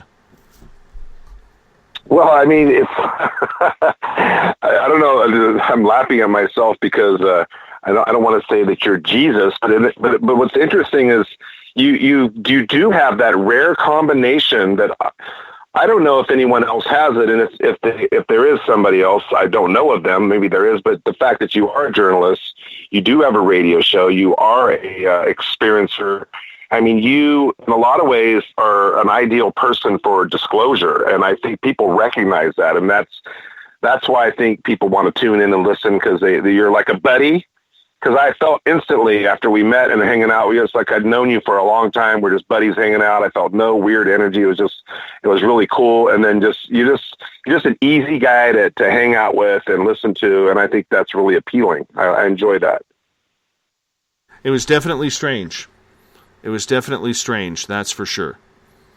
But we're only going to talk about this for about another 10 minutes here because, in hour 3, we definitely got to get into some other news, that's kind of going around with UFOs, and we'll talk about some other stuff about the Paracon as well. But it was a rousing, intriguing, amazing experience that I have never in my life had happen. And I really wish that, that a lot more of you could have been there to see the work that all of us have put into this. All of us. I mean, that includes, as listeners, that includes your time. That includes your time as well, because your time is important. Your time is very important. And the fact that you decide to choose and spend your time with us, and to help build this moment. I mean, each and every one of you, whether you're in the chat rooms or whether you're at home listening or at work, in your car, wherever you may be, this is all, this moment that we had, which we were looking for this giant push, is all because of you guys. So remember, you're a part of this. And that's the fun part for me. Go ahead. Dave, I wanted to ask, we've covered a bunch of different topics here in like the last 45 minutes or so, but when you were talking about your speech, Eric mentioned, and I think you mentioned it too, about when you were taken and brought into a room and told what you can and cannot research.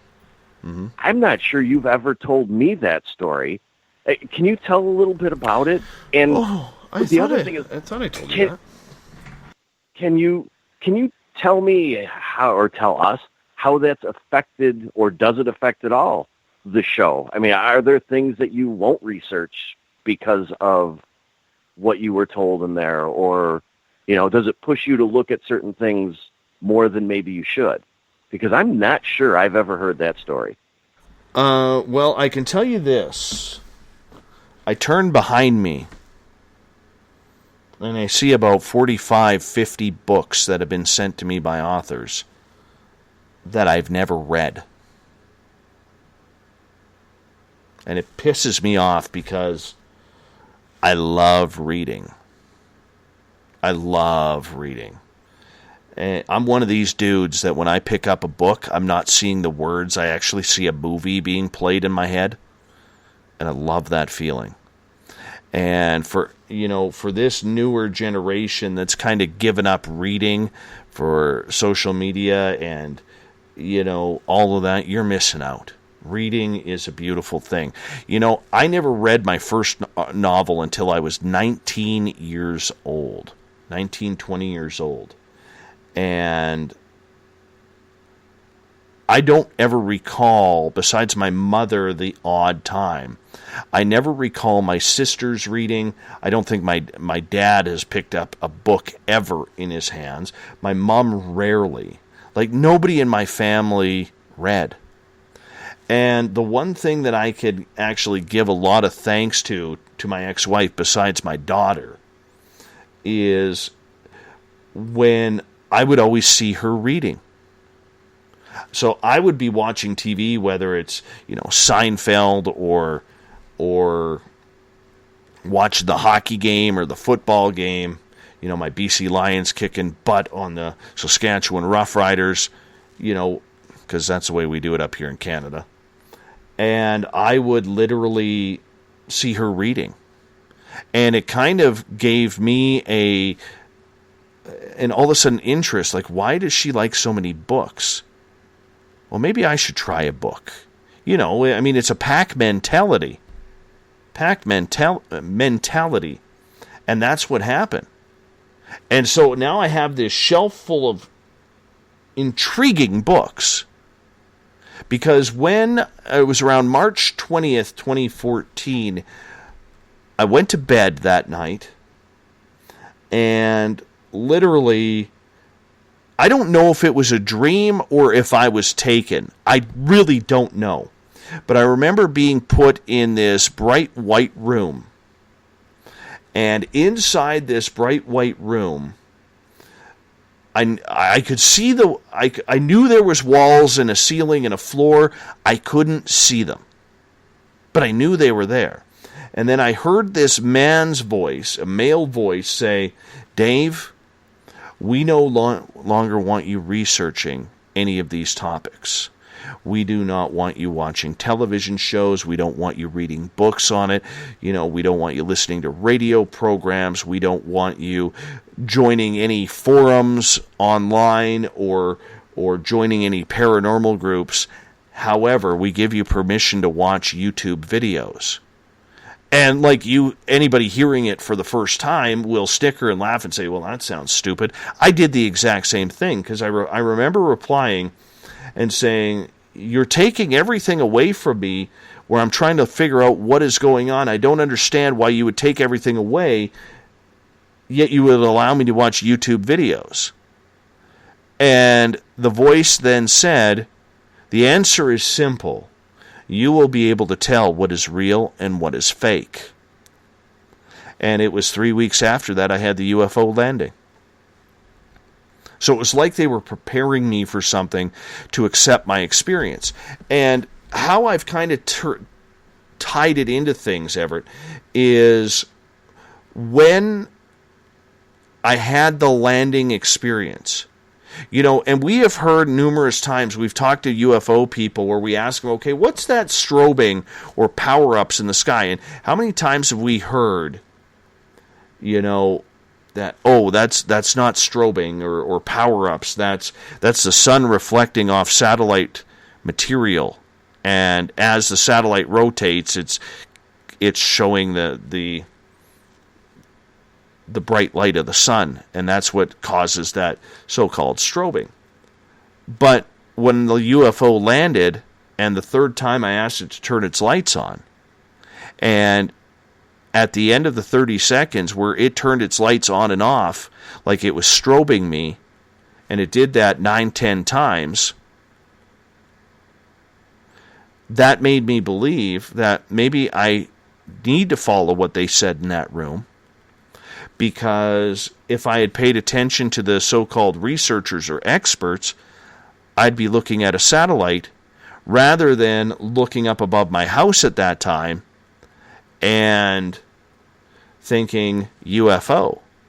When for me, it definitely was a UFO all those times that strobing happened. So that's kind of where it connected with everything. Now, I didn't learn about that until later, but looking back and hindsight being 2020, now it makes sense, Everett. I can see that. Yeah. So that's kind of where we're at. It's kind of where we're at. I think that makes sense. But there is that little snicker factor. You're right. And I don't think I've ever heard you tell that story. But, yeah, the idea of ignoring everything and just paying attention to YouTube, I don't know if I could do that. I don't have that ability to, like you do. to an extent, maybe I do. I see a lot of things that I know are fake, but I don't know if I trust myself enough to be able to discern everything. Mm-hmm. Well, I can tell you this, man. Like, looking at my shelf, I got some great books there. I'm now about 3 or 4 books behind on my Tom Clancy, Jack Ryan series. I got great books. You got some work to do. Yeah. I've got about 6,000 pages to read here. And I want to read them. But right now, I can't. I really can't. What do you think, Eric with a K? Yeah, I'm just... Oh, man. It's so hard to get off the internet because it's instantaneous information that it's, for whatever reason, I just want to know instantly everything I can. But yet I've got at least 40 books like you. I mean, I bought some amazing books this weekend, mostly written in the 50s and the 60s that are, telling about the history of UFOs. I mean, obviously 1947, the Roswell crash, but if people go back and just click on UFO movies of 1950s or UFO books of the 1950s, the amount of movies and books that were being produced in that 10-year span was just astronomical. I mean, if in 2018 right now, if for the next 10 years we had the kind of wave of UFO books and movies that suddenly hit the scene, then disclosure would happen immediately because I'm kind of shocked. I mean, how they've kept this under wraps for 70 years is pretty brilliant. I mean, they managed to hoodwink people. I don't know, man. It's bizarre, but I don't even know where I was going with it. But the whole thing is we're in for a wild ride. I mean, this next 12 months, 18 months, I think the pace of disclosure is going to pick up and just accelerate. And a lot of people that have questions and they want answers, I think they're going to get them in the next year or two. I really believe that. And on that note, guys, I'm going to get you guys to hold on here because we are going to go for our final break of the night. It's going to be great. We're going to continue talking some UFOs and UFO Con 2018, whatever you guys want to talk about, too. If you want to open up the lines, we can do that, too. We'll figure that out during the break. But we appreciate everything you guys are doing, Space Out Radio listeners. Thank you so much. We'll be back with more of SOR right after this. Hello, SOR listeners. Lorian Fenton here. Let me ask you, now that disclosure's happened, what does it mean for ufology? For answers, join us at UFO Con 2018 in South San Francisco, California, March 23rd through 25th. Keynote speakers Stephen Bassett, Grant Cameron, and Melinda Leslie address the current disclosure agenda. Dave Scott, yes, you're Dave Scott, and Lynn Buchanan tell of amazing alien encounters. Get your tickets at caufocon.com. That's caufocon.com. Are you tired of being blocked, shadow banned, or placed in jail for simply posting your thoughts on social media? Social Media Freedom can take care of that for you. Social Media Freedom is the newest and one of the best free new apps that allows you the freedom to post what you want, when you want. It takes seconds to download from your app store. Come join the tribe at Social Media Freedom. It's time to set yourself free. The first annual Caribou Paracon is happening September 28th to 30th in the 108 Mile Ranch, British Columbia. Brought to you by the Canadian Society of Questers and Spaced Out Radio.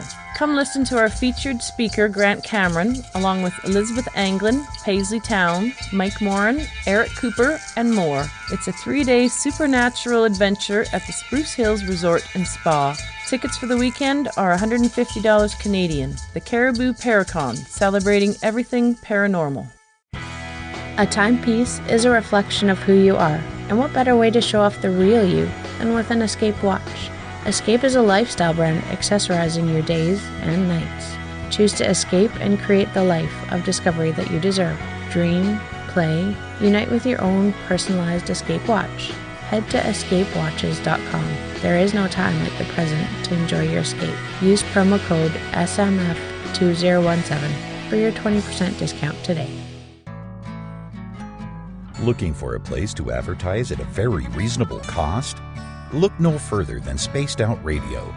SpacedOutRadio.com has an advertising tab that you can click to check out our daily, weekly, and monthly packages to play on the radio, or our website including social media.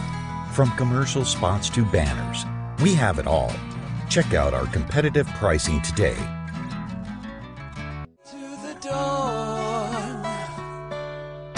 We are lighting the void on Saturday nights on Spaced Out Radio. Hey, this is Joe Roop, and I'm hanging out in SOR headquarters every Saturday night, bringing you the latest news when it comes to the weird and strange. Bigfoot, occult, UFOs, ghosts, and everything in between, I got you covered. You can tune in to SpacedOutRadio.com starting at 9 p.m. Pacific, midnight Eastern Time. Come travel into the void with us on Spaced Out Saturdays. Not ready for bed on Saturday night? Right after Spaced Out Saturdays, hop on over to S4 with Corey Ruiz and me, Eric Cooper from Forest Moon Paranormal. With S4, there are no limits to what we try and uncover. From government conspiracies to helping clean up the paranormal, no topic is safe on S4. We get to the heart of the matter, of the subjects you want to learn more about. So tune in on S4 starting at midnight Pacific, 3 a.m. Eastern, only on SpacedOutRadio.com. Visit purpleplates.com today. For over 40 years, the Purple Energy Plates have been delivering amazing results for their many customers. Inspired by the great genius Nikola Tesla, the harmony, healing, and energetic effects of the plates have proven over and over to be beneficial and often miraculous to thousands of customers. Check their site for daily specials and choose from their many energy products. You won't be sorry. Visit them today at purpleplates.com. Hi there, I'm Butch Witkowski, lead investigator with UFO Con. On the final Monday of every month, you can listen to me and host Dave Scott on Spaced Out Radio's Strange Days. We're going to get to the heart of the matter when it comes to what's happening out there. People are seeing and experiencing things from ET contact to Bigfoot, and I want to hear about it. Your experiences are what we investigators need to help solve these unknown mysteries. So tune in at spacedoutradio.com to the final Monday of every month from Butch Witkowski's Strange Days. This is Eric Markham, news editor for the Spaced Out Radio's The Encounter Online. We have put together a great team of writers and journalists from all over the world to bring you top-quality paranormal stories, from alien encounters to the latest conspiracies. You won't find any of that fake news here. True stories and top-notch reporting as we look to bring these experiences to the mainstream.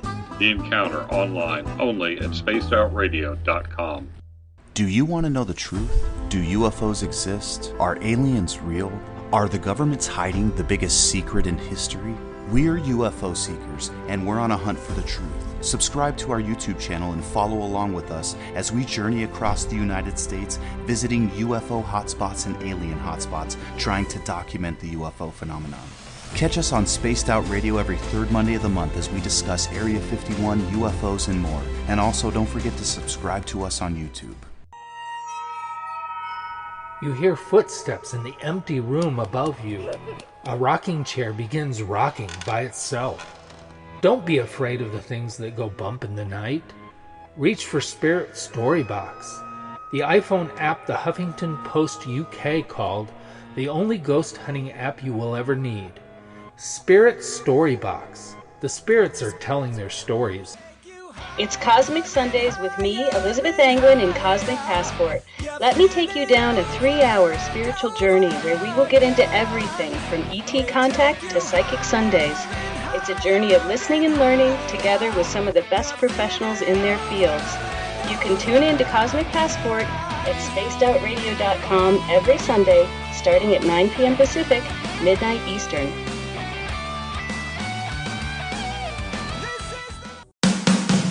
The views and opinions expressed by tonight's guest and topic of discussion do not necessarily represent the official policy or position of Spaced Out Radio, Spaced Out Weekend, Spaced Out Radio Limited, its hosts, syndicated carriers, or anyone associated with this broadcast. You're listening to Spaced Out Radio with Dave Scott. Follow Dave on Twitter at Spaced Out Radio and hashtag Spaced Out Radio, and on Facebook, Spaced Out Radio Show. Now, back to the program. A child grew up too fast, went running wild. Welcome back to the third and final hour of Spaced Out Radio tonight. I am your host, Dave Scott. Great to have you with us. Tomorrow night on the program, David Sarita is going to join us. We are going to be talking about Area 51, UFOs, where we're heading with disclosure, what is happening with it. Everything starts at 9 p.m. Pacific, midnight Eastern Time at spacedoutradio.com. We want to welcome in everyone listening in on WQEE 99 Rock the Key down in Noonan, Georgia, home of The Walking Dead. We are live as well on the United Public Radio Network, 107.7 FM in New Orleans, and over 160 countries around the world. We're also live on The Fringe FM, and if you're listening in on Revolution Radio, remember the Double R Machine is a donation station financed by you, the valued listener. Head on over to revolution.radio and donate today. Bill Cardwell has set the password for tonight in the SOR Space Travelers Club. It is truthiness. Truthiness is your password. Make sure you use it wisely, Space Travelers, as Bill sets the password each and every night right here on the mighty SOR. Now, if you want to follow us on social media, you can do so on Twitter at Spaced Out Radio. Use the hashtag Spaced Out Radio if you want to connect live with me during the show as well. Give our Facebook page a like, Spaced Out Radio Show. On Instagram, you can follow me at Dave Scott SOR. Subscribe to our YouTube channel. Go to youtube.com/Spaced Out Radio. Don't forget, we are live on Periscope.tv as well. And we are on TalkStream Live. Tune us in on TuneIn. Download and subscribe to our shows on iTunes. Our website is spacedoutradio.com, where we have a plethora of features for you. Shop at our Spaced Out Radio store. Rock out to some Bumblefoot. Read The Encounter online. You can also watch great videos from UFO Seekers, Contact TV, and so much more. Now, we were supposed to have Butch Witkowski on the air with us tonight. Unfortunately, literally moments before showtime, Butch got really, really sick and could not come in. He apologized. He's like, damn it, I've been researching this. I look forward to this once a month to do this show with you, and felt absolutely horrible. But the show must go on. So I invited in Everett Thiemer and Eric with a K, the Awakening Man, on Twitter, at Awakening Man, to come on in, and we've been talking about UFO Con 2018, which I literally got back from today at about 5:30 p.m. Pacific time. I did get an hour's sleep in. I did have a nap. But the adrenaline of doing this show is phenomenal. I want to read a comment here. This was from a gentleman named Ben. And they were at the UFO Con, and they had never heard of Spaced Out Radio before. And he immediately sent me this message at 7:11 p.m. yesterday afternoon. So this is like 2.5 hours after I gave my speech. He says, "Great talk. My wife and I live in Napa, California, and drove down to attend the conference on Sunday. Your talk was the best one we saw. Awesome. I've been, I guess, kind of an empath most of my life and can relate firsthand to just about everything you said. I've been a lot of things, and find that it has to do with synchronicity lately, and even had my mind-blowing experience last week, which led me to this conference. I've been listening to your podcast as well as others on the subject, and I love SOR. Keep up the great work." That is phenomenal. Thank you so much. Thank you so much. I really do appreciate that. And that is just one of many new messages that we got from a lot of people. Here's another one from Daniel. He says, "I caught your talk today in San Francisco and was taken with how grounded about it you were. I had a year similar to yours in your year of events some time back and related madly to the way you related everything. Also, I love hockey. Be well and keep up the great message." Thank you. Thank you, Daniel. And so I wanted to share that with you because this isn't just, like I said, this isn't just a victory for me personally. It's a victory for everybody involved with this show, and everybody who listens on a nightly basis or once a week or twice a week, whatever it may be. It's a win for all of us. All of you in the chat rooms, all of our guests, it's a big win. Bring in Everett Themer and Eric with a K, the Awakening Man. Come on in, guys. We're here. We're here. Awesome. Let me say a quick comment, Dave. That after, if you recall, I'm sure you'll recall it. I think it was the last night, just after your talk, maybe 6 or 7 o'clock, and we're sitting there on the couch, and I said, you really need to write a book, because even if it's not a huge book, just some sort of book. And then you mentioned that you talked to Grant Cameron, so I just want to tease the audience that I think Dave, I'm going to push him on this one. Dave's going to put a book together with these stories, and we're going to get to see some of his journalistic skills, and I'm looking forward to that, because I think that'll be a lot of fun for people. Well, so now you're on the spot, Dave. You're on the spot now. Now you got to write the book, bro. Yeah, thanks. Thanks. I appreciate that. That's all I needed right now was one more project. That's all I need. We'll put that on the list. Yes. Yeah. It's on the bucket list. There you go. Yes. Thanks, guys. I appreciate that. But the response has been absolutely phenomenal to what we've gone through, and the experience of the conference. And I tell you right now, I am going to be sleeping tomorrow, and I am going to chill out, relax. I can't do it too long because I got a ton of work to do. But it's kind of like, it almost feels like playoff hockey, where you hear the athletes say, "Yeah, we're going to enjoy this one," and we are, but tomorrow we got to get back to work because there's another one coming, and that's the way it's going to be. That's the way it's going to be. So we're savoring the moment right now, running on complete adrenaline. Adrenaline. I like that word. Adrenaline. I'm tired. Yes, I'm going to be honest with you guys. I am tired. You need a lovely cup of coffee. How many cups of coffee have you had today? I don't know. A lot. Seriously, I quit counting. I don't even try anymore. Now, Everett, you were supposed to be cutting down. I quit that. That's good. That's good. That makes me happy now. One of the things, guys, and I want to kind of shift gears here a little bit. We're still going to be talking about the conference, but I want to shift gears here a little bit and go over some of the things we learned this weekend. And Everett, I know you've been studying up on it too, so this will be familiar to you as well. But one of the things that I was very impressed with Melinda, with Steve Bassett, Melinda Leslie, and Grant Cameron and Daniel Sheehan, is they are now getting away. And yes, we've talked a lot about the whole To the Stars Academy since it came out. But the one thing that they were looking at, and Eric, we're going to start with you on this one, the one thing that they have been looking at is the bigger picture besides what we are seeing in the public eye. This goes straight to the Pentagon. This goes, Robert Bigelow, John Podesta.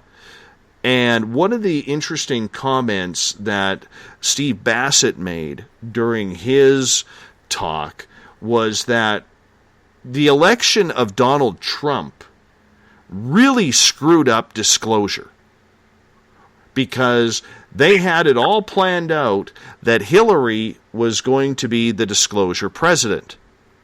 And there was a giant game plan built around Hillary winning the White House and bringing disclosure forward. What do you remember about that, Eric? So I do remember that, and there is a perfect example of a guy that's literally got his finger on the pulse from going back way back. I mean, he's tracked this thing from the beginning up until now. And so all of this intel that he was sharing, you know, one piece of the puzzle after another, it made perfect sense. And, you know, I agree that it's pretty, I'm going to guess that it's not really even a guess. I do think that it was derailed.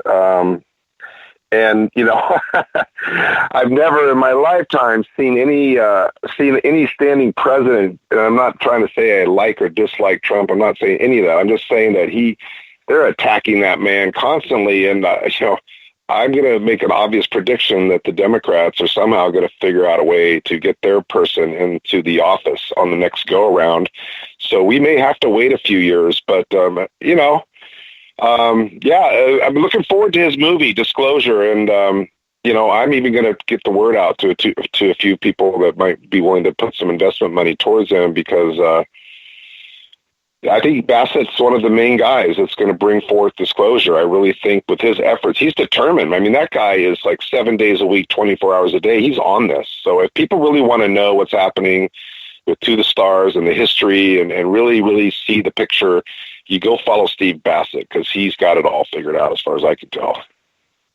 Everett, are you surprised that we're starting to see a lot of behind-the-scenes names coming forward now, whether it's Harry Reid, the former Nevada senator, whether it's Robert Bigelow's role in everything, whether it's John Podesta, or even, for the most part, the Clintons?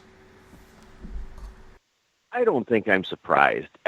If this was all based on the idea that Hillary Clinton was going to win the election, this was all kind of set in motion ahead of time. And I think that, you know, now with the plans in place, they had to come out anyway. What I wonder about is, will they and To the Stars be relevant at the next election? If this was all supposed to take place over the next 3 years or so, what's going to happen now in that interim if they kind of have to hold all of this back? Will there be somebody else coming out and there's going to be a competition of information and disclosure? You know, what scenario is going to play out? Because it seems to me that if they had this in place, it would be really hard to just put the brakes on it for 3 years. Well, according to what Steve Bassett had said, was that if in the WikiLeaks dump of emails, this plan actually started in late 2014, early 2015, where Tom DeLonge started reaching out to people. And after he was invited to a lunch at Lockheed Skunk Works and got to talk with the president, who moved him around to other places. And that's how the whole ball got rolling. And everything was set up, including Luis Elizondo coming out of the department right when Hillary would have got elected. And they had to do a major shift because they weren't ready for Mr. Trump to be in the office. And frankly, for some unknown reason, they never, Everett, planned for talking to Republicans about this. This was a straight Democrat initiative. They never once talked about what if Donald Trump wins. And I found that totally intriguing. And kind of... I don't know if I can accept that it's entirely a Democratic thing. It seems to me disclosure should be a bipartisan, tripartisan, whatever kind of thing. I have a hard time buying that Republicans in their entirety would be against this. But Eric, they did not even go to the Republican Party to talk to any Republicans about this. Does that shock you? It does. You know, politics is bizarre because just when you think you're kind of figuring stuff out, some new twist comes. And I love this term that I kind of coined. It's called brilliant evil. And I just think that these people that run the show are master manipulators, and if they were chess pros, they would win every time because they're thinking several steps down the board. Everything that we're seeing, I think it's all planned out. It's all scripted. And a lot of times they manipulate the public through CNN and Fox and these rallies and these school shootings and these bombings and this threat of nuclear war. I mean, they're constantly just bombarding us with stuff to keep us, on edge or distracted, or so we have a hard time really having the time or energy to get to the bottom line because they just flood us with BS. So anyway, I'm just kind of ranting right now, but that's my take on that, basically. Can we really say, though, that they're master manipulators and they're thinking 7 steps ahead if they never considered Donald Trump winning the election? I mean, that's a pretty big one to miss unless it was set up to entirely be that he would lose. I mean, there is that famous moment when he won that he looked shocked, scared, disappointed. I'm not going to put on my tinfoil hat, but two things. If they missed that, it's hard to say that they're great at planning things unless it was designed that he was supposed to lose. I mean, some of the stuff he said, during his campaign, you have to wonder if he wasn't just trying to throw the election or, out there for some other reason than to win. Yeah, and I'm just speculating, but I will say that based on my research, there are 2 major, I like to call them factions, because it's like you call them the elite powers in control, the cabal, the shadow government, the deep state. But there's 2 major factions vying for control of this matrix. And I just think that, and I have no evidence of this, that the Trump faction that supports him, which is the people I believe that are connected to Israel, and also I think the Russians, I'm not saying that the Russians fixed the election, but they certainly have the knowledge and the skills and the ability to do so. So it is possible that Trump just slid in there because he had some help, and maybe he didn't even know. Maybe he did know. I don't know. But I'm just saying that it was, I think in this case, it was kind of a surprise. But if you just go back over, 30, 40, 50 years, the system and the pattern of presidents that we have, and it's all pretty much seems like it's been pretty planned out. And then, I think Trump's going to get his run. I'll be shocked if he gets a second run. And then I hope to pray that somehow we don't go back to the same old. And also, like what Dave said about this To the Stars people, how relevant that becomes will depend on who exactly, runs for the Democrats on the next go-around. I think that's going to be a key factor, and any kind of disclosure, official, government-type disclosure announcements. Anyway, that's my take on that. Yeah, I agree, and that's what ended up delaying everything. And, the other thing that Stephen Bassett had said about that was that it was Hillary's ego in the election that cost her absolutely everything. And I was very surprised to hear him say that, Eric. What do you think about that? No, I agree, and I think also her health. I mean, there's no doubt about it. I mean, you saw her twitching and falling and all sorts of things, and just her demeanor. And I think that it's also possible that they just thought she might have been too much of a loose cannon. And I'm not saying that the Clinton hit list is factual. I mean, most people listening have heard about the list going back many, many years, going back to when the Mena Airport and Clinton and so on and so forth, and Barry Seal and the CIA, and we go back 35, 40 years where they've been getting away with what some people call murder and some serious drug trafficking accusations. But and I think they're very cocky about it, and they just kind of figured they had it in the bag, and that could have scared some of the elitists that were thinking, okay, well, ideally they would have liked to have had Hillary in there, but I don't know that they could have trusted her because she's so rogue. I mean, gosh, she's just so bold with her, what she gets away with is mind-boggling to me. It is. They hold Trump right to the fire. Every single thing he does. I mean, Jesus, which is fine, but Clinton and Obama and Bush never got anything close to what Trump's getting right now. So it's all bizarre. We're really living in a very bizarre time. That's my take on that. Everett, what's your thoughts? I think the Democratic Party cost her the election. I think some of the infighting and things going on behind the scenes there really caused her loss. I mean, it was her election to win. When you look at her versus Donald Trump, to call her the loose cannon, that's, she's a political insider. She knows how to play the game. She honestly should have won, but you had so many different things from, really Bernie Sanders, the Bernie Sanders situation and all these different things that in my mind, the Democratic Party could never get a foot on the ground. And then the public has Donald Trump out there just being Donald Trump and kind of pandering to a certain audience.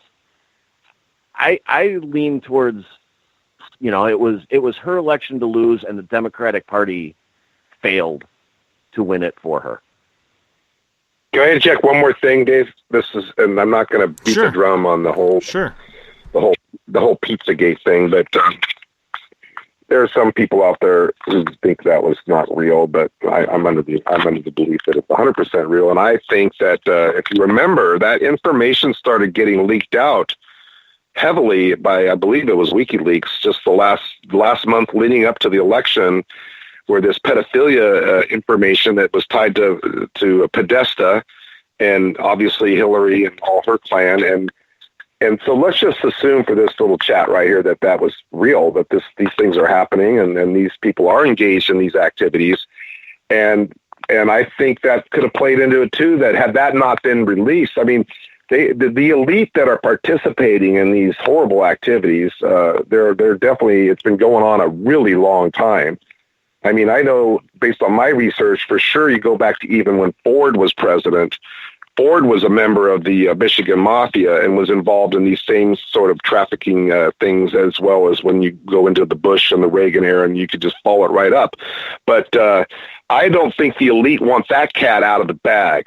And so I think that could have scared them, because I think they're both the Republicans and the Democrats to some degree are participating in this shenanigans. I'll just be nice and call them shenanigans. But that could have been a factor too. Could have been. I can grant you that Pizzagate affected things, but I can't buy that it's real news. There is no basement to that place. There's just too many facts that point to it being false. Granted, the rumor was spread or the information was spread and the damage was done, but I just can't bite into Pizzagate being real. Oh, it's real, bro. Well, I think I think the situation could potentially be real, but as for the pizza shop, I don't think it happened at the pizza shop. There's no basement. That's been proven. Well, if you ever want to do a show on it, or even a part of a show later, and I'll be discreet on how I present the information, I think I could pretty much convince anybody with all the research that I've done. I'm not just talking a few hours, probably done months of research on this. And I didn't want to believe it. And I'll just leave it at that. I just think that if you guys had more information, you probably would change your opinion. But I'm not here to argue with you guys. I mean, everybody's, whatever you want to believe, that's cool. I could be wrong too. Well, that's Eric with a K right there. That's why he has a K on the end instead of a C right there. But getting back to the disclosure, Eric, I want you to talk about some of the things that were highlighted by lawyer and ufologist Daniel Sheehan. My head spun when he was talking, because I mean, this man is a brilliant lawyer, and he's represented. I don't know that I can really give you a really good answer on that. I just know that it's one of those things. You remember those commercials when E.F. Hutton speaks, people listen? I don't know if you remember those, but if you had them in Canada or not. But when Daniel Sheehan speaks, people listen, because he is completely accountable and responsible for what he shares, and he in no way does he speculate. But I did find it interesting that on several occasions during his talk, he wouldn't actually go after people and call them liars or frauds or anything like that. But he did introduce his thoughts very briefly and secretly about Corey Goode and a few other people, and which, hearing him say some of the things he did, which I don't think I'll repeat right now, but some of the things that he said, it helped me in a sense as a researcher, and I'm trying to figure out, to what degree and are these people, are they telling the truth? Are they not telling the truth? Do they believe what they're saying? Were they programmed with some sort of MK Ultra, and these memories are implanted? I mean, we're trying to figure out where these people are coming from, and so when he shares his insights, and it kind of matches up with what my intuition is telling me, it's kind of nice.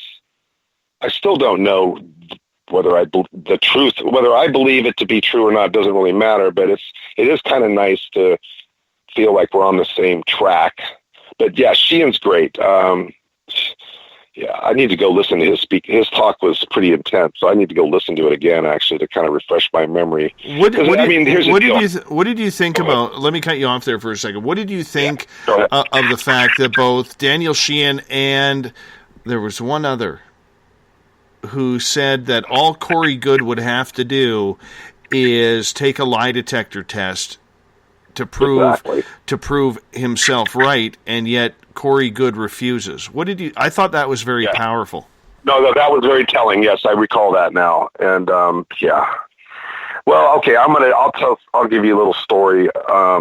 I can't say, I told you the guy's name, but I promised him I wouldn't say his name publicly, but he is a guy that's in Canada that's very well connected, and he's trying to work out some agreements with Gaia TV right now. And so he had some insider information that he shared with me privately. But the gist of the information was that this guy, Emery Smith, which I asked a lot of people like Grant Cameron and Stephen Bassett, all the heavy hitters that were there, weren't really aware of who Emery Smith is or his story or what he's sharing right now. And so anyway, he's kind of the new star on the block, so to speak, with his intel. And I just think, based on what I've been told, that it's very likely that Corey Goode is going to kind of get phased out over the next year or two. And it doesn't mean that he's going to disappear. It's just that other people are going to come to the front of the stage with information and intel that is going to be more impactful to what disclosure means to people right now. Corey Goode, I'm not knocking Corey Goode, but I'm just saying his Blue Avian story is, people, I mean, they want something new. And so that's how it works in this business, where, and some of these guys that sadly, I think that they'll concoct stuff that is partially true and partially maybe not true because they need to stay relevant. So they might come out with information originally that's completely real, but after a year, people hearing what's real to them, now they're like, okay, if I want to stay relevant, I need to come up with some new intel, some new stories, or I need to go in another direction to stay relevant. And then that's when some of these people, I think, struggle with stretching the truth a little bit. So that's kind of my take on that. Everett, what's your thoughts? Well, I wonder if their desire to stay relevant is so important. So they release or they have some new information. What kind of damage does it do to disclosure, to the community in general, when they take a nugget or a piece of factual information and then start to pile false information or stories on top of that? I guess, I mean, I understand the desire to stay relevant, but how does the UFO community then sort out what piece of somebody's information is real?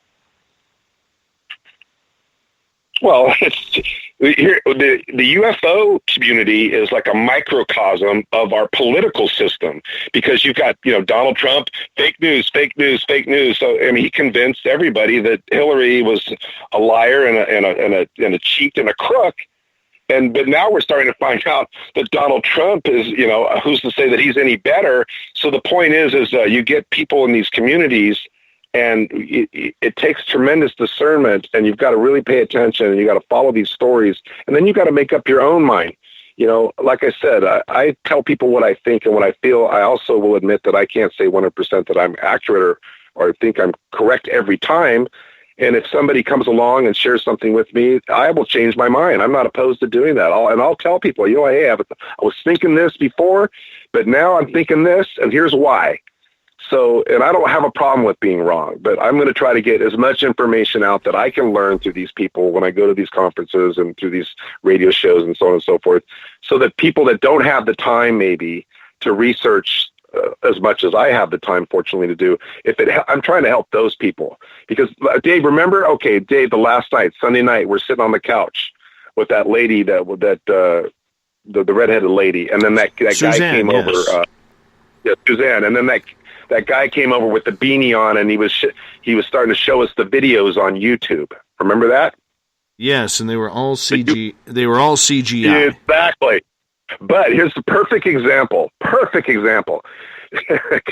Is here's a guy that I don't know why he was convinced that these CGI videos were real, and he was sharing them with us with the conviction in his heart and his soul that these videos were real. So here somehow this guy's discernment went off the track. And so that's the problem in the community, is that people are going to believe what they're going to believe, but some of this information is just whacked. But people are just too naive to understand that, no, bro, that's whacked information right there. Take a look at this. So we got to figure out how to help these people, because there's a lot of people out there getting fooled by a lot of BS. And I think the more this goes on, we're going to see, Everett, a lot more of this CGI stuff. And we're going to see a lot more of these, how can we put it, this fake news of the UFO community, you know, because there is so much going on with everything that it's very difficult to continue a process without somebody saying, well, I'm going to throw a wrench in this. I would agree. You know, at some point, I think we might come. At some point, what point do we get to where, and maybe we're in a way there already, but where video evidence is irrelevant? Mm-hmm. I think so, and that's why a lot of these speakers, and this was another thing that kind of popped up in the conference, and I know you weren't there, Everett, but I'm curious to get this up. A lot of the speakers who were speaking about the UFO phenomenon were talking about how it all comes down to consciousness. That they are believing, the higher-ups like Bigelow, Podesta, the military, people at Area 51, scientists there, David Adair, if you buy his story, that it is all coming down to consciousness. And that is how these craft are able to be flying at 10,000 miles an hour and then all of a sudden do a 90-degree bank to the right, and everything just kind of shifts, and they keep going like nothing ever happened. And so what has been happening and what came out this weekend was a lot of the talk was around how the To the Stars campaign is really focusing now on experiencers. And researchers need to be talking about the experiencers, because there are people out there, and now it sounds really far-fetched for any of us to really accept, but the word on the street is they are wanting to get a hold, especially Bigelow and his team, get a hold of people who say they have absolutely 100% been shown how to fly a spacecraft. Because Bigelow and the boys are all convinced that it 100% revolves around consciousness. And if you want to take a look at it, I highly recommend, and this is kind of a hybrid consciousness and human feel, but if you want to take a good look at what is really going on. Go back 30 years and watch the Disney movie Flight of the Navigator. That's exactly what we were talking about. Disney had it 30 years ago with this movie. Does anybody remember that movie? Eric, Everett, do you guys remember that movie? I remember the title. You have to. And this just kind of came to me just like a week, 10 days ago, that anybody out there who is, the more I hear the word consciousness in this, do me a favor. Go on Netflix or YouTube or wherever the movie may be and watch the movie Flight of the Navigator.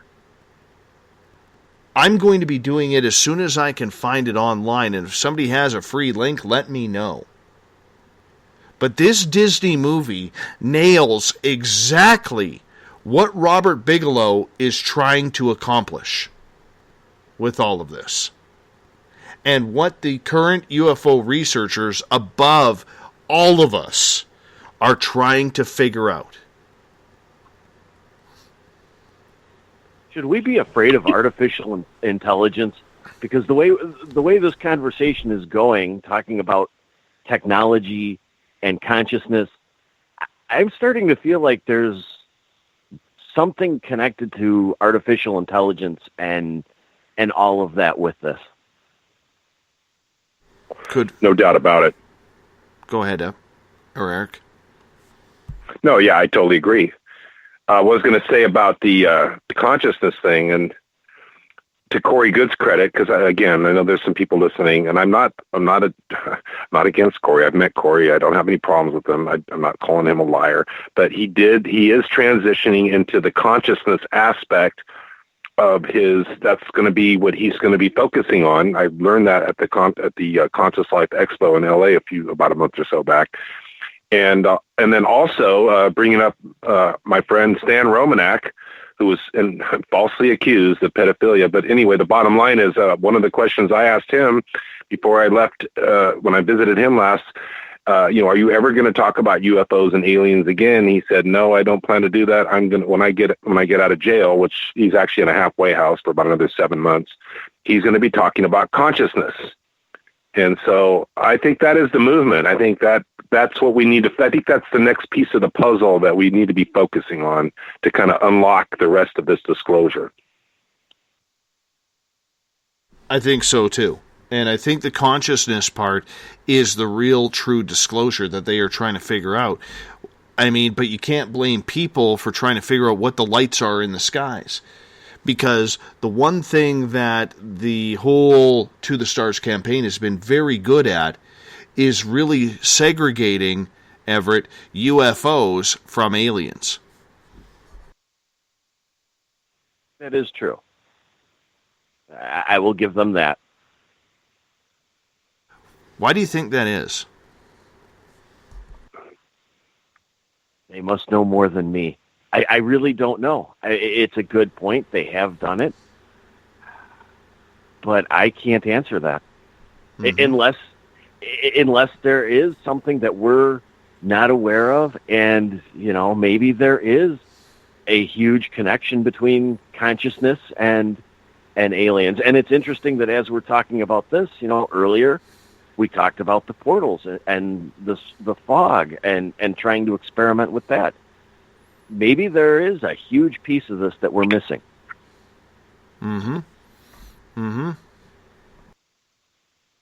Oh, going back to Flight of the Intruder, just to let you know, if you have Encore on your cable or satellite system, it is playing tonight at 12:25 a.m. on Encore West, and then this weekend on Encore East and West. So you can see it for free there. Otherwise, it's $2.99 on YouTube, Amazon, Vudu, Google, and iTunes. Do we know if it's on Netflix? Or Disney doesn't allow their stuff on Netflix, do they? It's on IMDb, but it is not on Netflix. So you can't purchase it for $3, basically, which it's worth it, $3. 1991 movie for those hour and 55 minutes. They only made $14 million on the movie, which wasn't a huge... But they got Danny Glover's in there. William Dafoe. They're excellent actors, by the way. Yep. I'm telling you right Former now. Grumman. Yeah, Go ahead. No, you go ahead. No, I was just saying that I was just naming some of the actors. I remember. I think I watched part of this movie, but at that time in '91, I wasn't into any of this, so I was more into the Lakers, and if they're going to win the championship, But now I'm into it, so I'm going to go watch this too. I think that, and I've heard from the experiencers. I mean, again, you bring up the experiencers. I totally agree. I want to do a show one day and if you want to do it, I've got a slew of experiencers that I stay in contact with several that I met this weekend that I said to them, you probably saw me talking to them. I said, look, if you want to come on and just tell your story, but you want to remain anonymous, I think we can arrange that. We don't have to know your name, but if the people, but there's some amazing stories out there that nobody ever gets to hear. And if you go to these conferences and these people are willing to trust you and sit down and know that you're not going to be blasting out their information all over Twitter or Facebook, or you're not going to go and, they got to know that you're trying to get the information out, and if they're not comfortable with their face on the information or their name on it, we still should get the information out there. And we're going to get disclosure through experiencers. That's the bottom line. Flight of the Navigator, not Flight of the Intruder. Flight of the Intruder is Sorry about that. My bad. Flight of the Intruder. This Flight of the Navigator might actually be on Netflix. Here's a breakdown of it. It says, after a mystifying disappearance aboard a spectacular futuristic spacecraft, David Freeman returns to Earth possessing vast, undiscovered knowledge about the farthest reaches of the universe. With these sudden navigational powers, he is able to take the fantastic flying machine anywhere he desires. So it's an E.T. abduction story with this young lad flying this UFO through consciousness. Sorry about that. I got great news, Dave. Sorry, I screwed up on the first one. It's free on YouTube. I'm looking at it right now. So if you just type in Flight of the Navigator 1996 full movie, it's on YouTube right now. You can watch it for free. Okay, so everybody after this show, don't want you now, do me a favor. Watch this movie. Go on YouTube, type in Flight of the Navigator, and watch the full movie. You'll understand exactly what we are talking about. And this came out in 1986, this movie. Came out in 1986. So when we look at this movie, you are going to be blown away about this experience. I mean, this is... Now, I haven't seen the movie in probably a decade.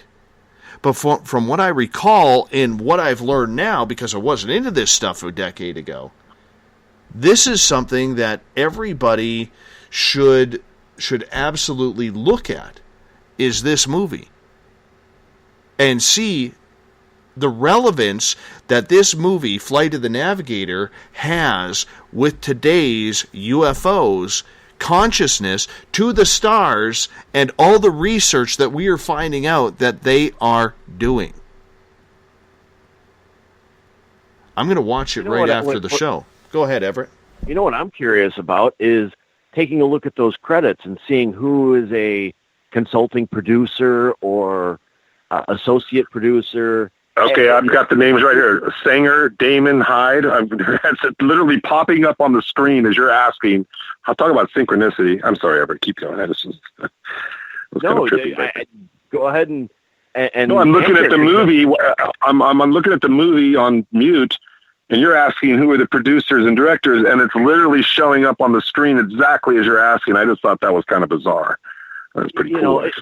Was this a coincidence, or was somebody in Disney, again, putting on the tinfoil hat, setting the stage for something in the future? Yeah.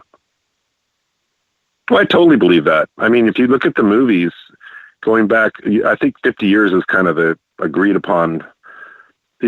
What they showed us 50 years ago, it's already happened. You know what I mean? In other words, what we're seeing right now is what happened 50 years ago on these movies that we're watching now. That, like, for example, if you go on Netflix, you watch Altered Carbon, and they're talking about, the future of humans. They'll be able to select their own bodies, and they'll be able to transfer their consciousness, their memories, and all their thoughts and emotions onto a chip.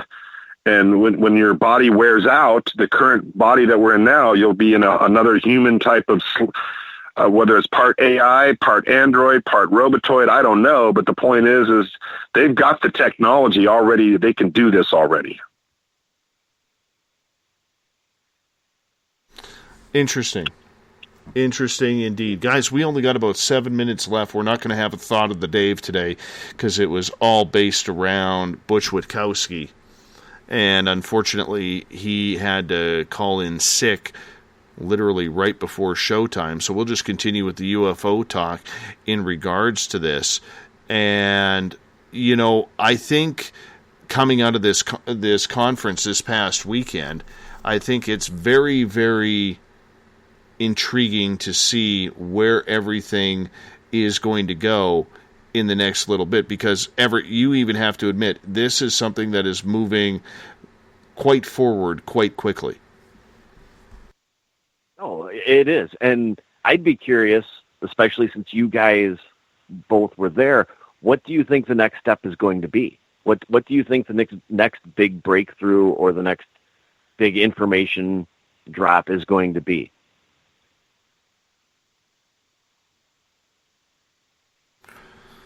Oh my goodness. I think it's more videos. And from what Grant Cameron was saying, they are also going to show off this piece of what they believe is alien material that is 80, I believe they said 80 thin pieces of metallic material that has been kind of pushed together.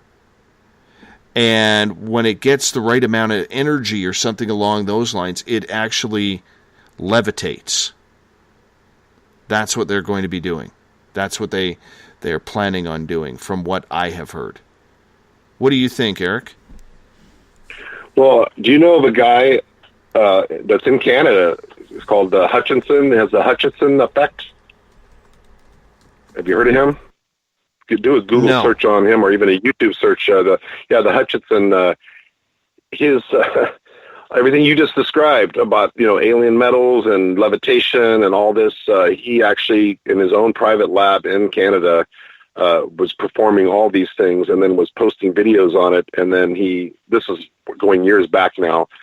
Your government people there, which I'm sure the U.S. government would have done the same thing, but your government people went in there and took all his stuff and basically shut him down. So then he had to rebuild and start all over again.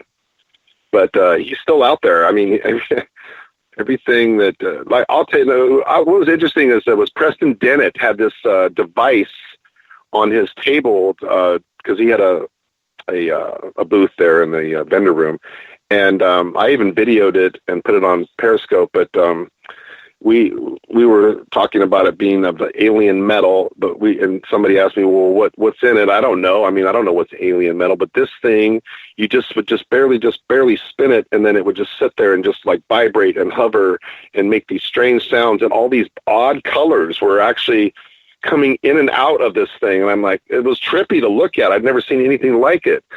So I don't know. I just think that, this whole thing with alien metal, I mean, Jesus. How do you think that we're making these fantastic craft that for our secret space program? They figured was it 115 that Lazar talked about? What was the number that Lazar originally introduced? Bob Lazar? Was it element 115? Element 115, right, absolutely. Yeah. And they tried to say, no, he's full of this, he's full of that. There's no 115. And then years later, lo and behold, element 115. So Lazar knew all along, and he called it years ago. And so it's the same thing. I'm sure the government's got these elemental metals that they've been able to figure out through crashed or shot down UFOs, and they back engineered them. And sure, yeah, absolutely. I see that happening 100%.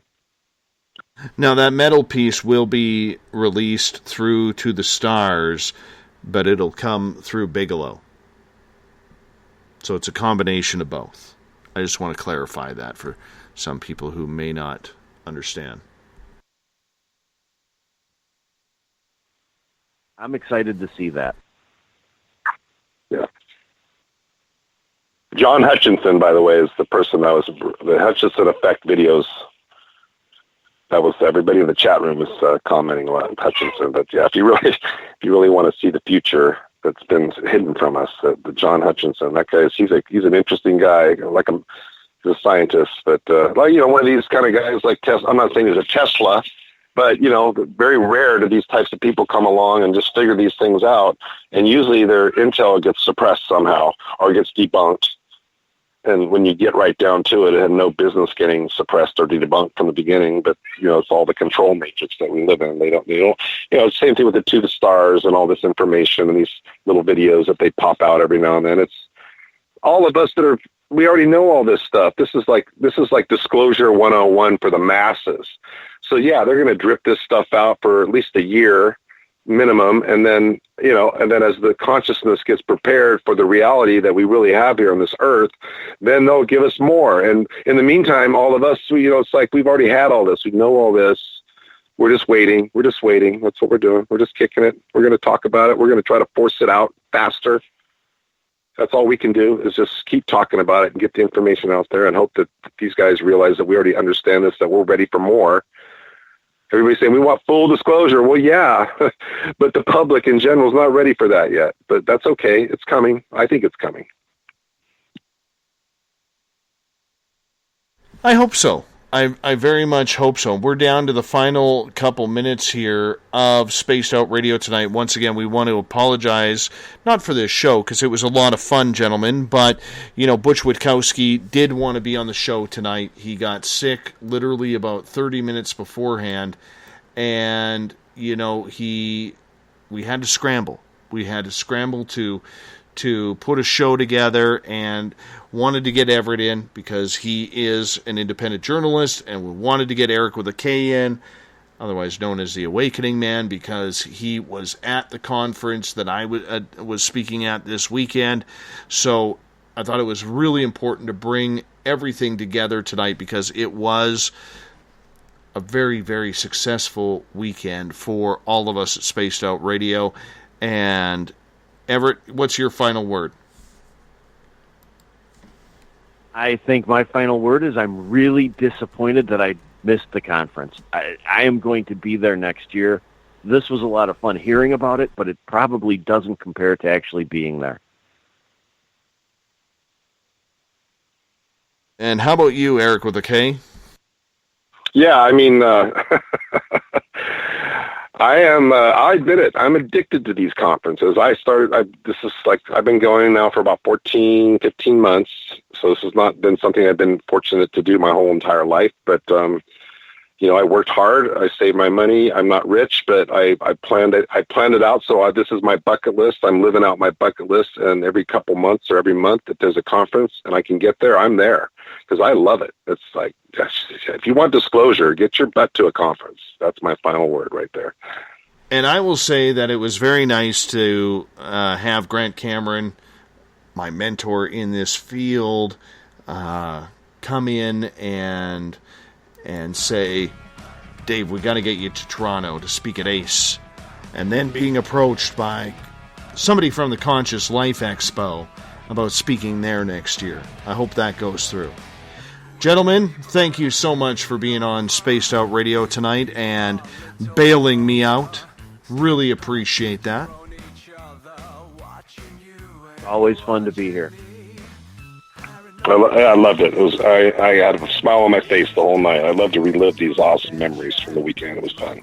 Wonderful. You guys hold on. I'm going to wrap this thing up. I'm a little tired, as I'm sure you can all imagine. It's been a very heavy and awesome week, but I want to say thank you to Everett Themer and Eric the Awakening Man for coming on into Spaced Out Radio tonight and helping us out. I also want to let you know that Mr. Ron Bumblefoot THAL is rocking in the background with Little Brother Is Watching. Bumblefoot is the official music of SOR, hopping in and out of every show, helping us sound the best. Get your horns up for Mr. B. And Little Brother Is Watching. Tomorrow night on the program, David Sarita is going to join us. We're going to talk Area 51, disclosure, UFOs, consciousness. where everything is heading. It's going to be a great show indeed, starting at 9 p.m. Pacific, midnight Eastern Time at spacedoutradio.com. Want to say a big thank you for everyone who supported me this weekend, including the brand new listeners that we made thanks to UFO Con 2018. Want to say thank you to everyone listening at home, in your cars, at work, wherever you may be. And to everybody on Twitter at hashtag SpacedOutRadio, on Periscope.tv, in the Spreaker chat room, and of course the veterans in the SOR Space Travelers Club on Facebook. You guys did an amazing job. Thank you for being so supportive of this show. We're going to continue to make it bigger and better and stronger with more ways to listen in the near future, because together, my friends, we own the night. I will talk to you in 21 hours from now. Mr. Bumblefoot, we need a favor. We need you to take us home. Good night, everyone.